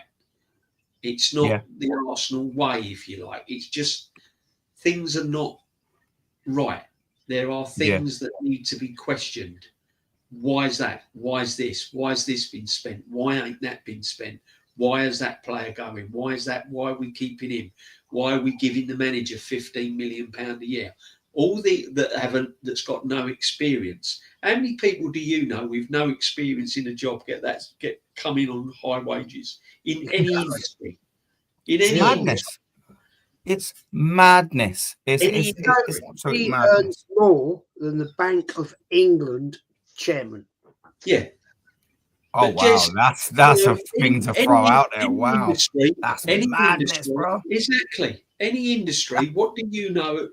What do you know as an apprentice walks in and he gets paid more than most people in the company? Well, you don't. Yeah, you don't. Oh, I remember when I was an apprentice. I was getting paid more than a CEO. Yeah, it's ridiculous. Yeah, it don't happen. It just don't happen like that. That's why I always call it the University of Arsenal, because they only hire freshers. Yeah, but these are the questions you got to ask. These are the questions you got to ask. And no, big up, mate. I've enjoyed it. Thank you very much, Jezza. I don't know whether I'm going to see. Am I going to see you anymore this week? Are you on anything? Yeah, I might do a stream tomorrow night. I've got something to talk about. All right, mate. I'm on. Yeah. If not, I won't see you till what we're doing on the History Channel.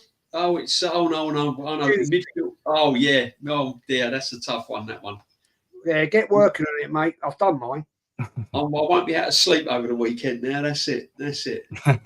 Quality, man. Well, people, don't forget as well, like and sub on the stream. I've also pinned in the chat. I've also put Kenny's link in our Instagram as well. Yeah, obviously, guys, come on, smash these likes. Make sure you do it for all channels that this being streamed to, all the channels. 100%. DJB, I know you haven't got a channel at the minute. When you do decide to, I remember the voice note. I've just forgot to reply to that specific bit. Right. If you need a little bit of hand, might be a long way off yet. Yeah. I've got some ideas, guys. I've got some brilliant ideas to talk. It might not. So I'll see. I'll see in the future. See what it holds. But I have got some good ideas to bring to the audience. Yeah, one of the things, my friend, I will look forward to that absolutely. But as long as we've got you in the YouTube ethos, I don't care either way. We need to. And I enjoy reading the people's comments, and I enjoy it, guys. It's a crap world out there. So if we can't get any enjoyment out of what we do, then there's something wrong, isn't there? Guys. Bless up, everyone. Take care. God bless. Stay safe. I'm gone. All the best, guys. Thank you, Aaron. Appreciate it, mate. Sweet brother. Top guy, mate. Top guy. Jezza. Take care, DJB. Jezza, what you got coming up, my friend? And just quickly before you answer that, thank you obviously very much as well for coming, man. If people don't know in the chat, Jezza was instrumental in helping me get my voice out here. Instrumental, and I'm extremely grateful for that. Thank you very much for giving up your Thursday evening to come and talk to me, Jezza. It's never fucking not appreciated, my man. Thank you very much. What you got coming up? Oh, mate, it's always a pleasure coming here. You know what I mean? It's great. You speak the facts, and it's brilliant. And big up to you for all the facts and figures that you researched and put up on your stream tonight. That takes time. I know that. And fair play to you, man, because that was quality, absolute quality. And it's been a pleasure once again, always, to be on with you. Rashid, as always, love being on Rashid's channel on a few occasions. And it's Arsenal history and more. Everybody here knows that anyway. Don't That does, man. does. People need to know what you're doing, man. Always a pleasure to come on here, mate. And big up to you. Your channel's growing. You've hit what 250 plus now? Yeah, we got there, man. We got there eventually, man. And don't forget, we're going to get us to 500 now. Yeah, you're going to get there quick, man. Don't worry about that. Do you know what? Can I just say as well, just for people, and while we're on that point, man, the validation may not necessarily 1,000% reflect to the amount of subs. But I'll tell you what validates like me and what I do. And it just reminds me that maybe I'm just not a miserable 35-year-old man ranting and talking absolute bollocks. Is the fact that when I've got people like you, Rashid, Kenny's, DJB's and Matty's, people who I respect, saying, yeah, we want to come on and listen to what you're saying on your channel. That's great validation for me. That's a win. That's buzzing for me. The fact that people whom I respect want to go, yeah, we'll come on with Aaron. That's fantastic, and I love and appreciate that, man. That's wicked. I think it's more the fact, mate, that we all have a community here, and we're all here to support each other. And put out there that what we believe in is Arsenal, and that's it. It's Arsenal, nothing else, nothing more, nothing less, and it's the club that comes first, and we're not putting management or anybody else first. It's Arsenal. Fact. 100. And it's always a pleasure, my friend. And long may it continue. Rashid, legend. Well done, mate. Your channel's building. And I look forward to getting you guys on my channel sometime soon. Maybe Sunday. I don't know. Might do something Sunday. I don't know. I'm free. As far as I'm concerned at the minute, I haven't got anything to do. But we are playing Man United, so I don't know. I'll have a look at it, and if I think it's worth doing, then I'll contact you boys, and we'll go from there, man. Yeah, big up, man. Yeah, listen, you know, it's appreciation 100 from you, Jez. Absolutely, man. And Rashid, my brother, man, this is my fucking guy. You know, thank you. You know, very you're much. my guy, Aaron. Thank you. You know, you're my guy, man. And and I love. This community, you're my guy, Jez, Matty, DJB. I've been with shows on all of them. Kenny, but this is one of the most elite shows, by the way. You put together a world-class team. You put together a world-class panel. Yeah, you did. I'm gonna be on. I'm gonna be Saturday doing a little show with Touchline, doing a little Arsenal Man United kind of like a collab. And we're going to be talking about the game. So tune in 8 p.m. And big up. Thanks for having me on. Nah, listen. Again, like I said, we'll wrap up now. But it's been an absolute pleasure. And don't forget as well that love ain't extended. It is extended. Apologies to the chat. Fantastic, man. We've had some good numbers in here across all the channels. You know, I think I've got 65, 70 views there, man. I appreciate it. You know what I mean? Just to come and have a little chat with us, talking a bit of Arsenal, man. Thank you all in the chat for giving up your time. It will never, ever, ever be underappreciated by me. That I can promise you moving forward. Don't forget, if you liked it, like and subscribe to the channels. They're all going to be in the description as well. And I've already put them out in the chat. But until then, thank you, Aces. Big up, brother. Have a good end of your Thursday, man. Big up. Arteta out. Cronkies out. Everybody out.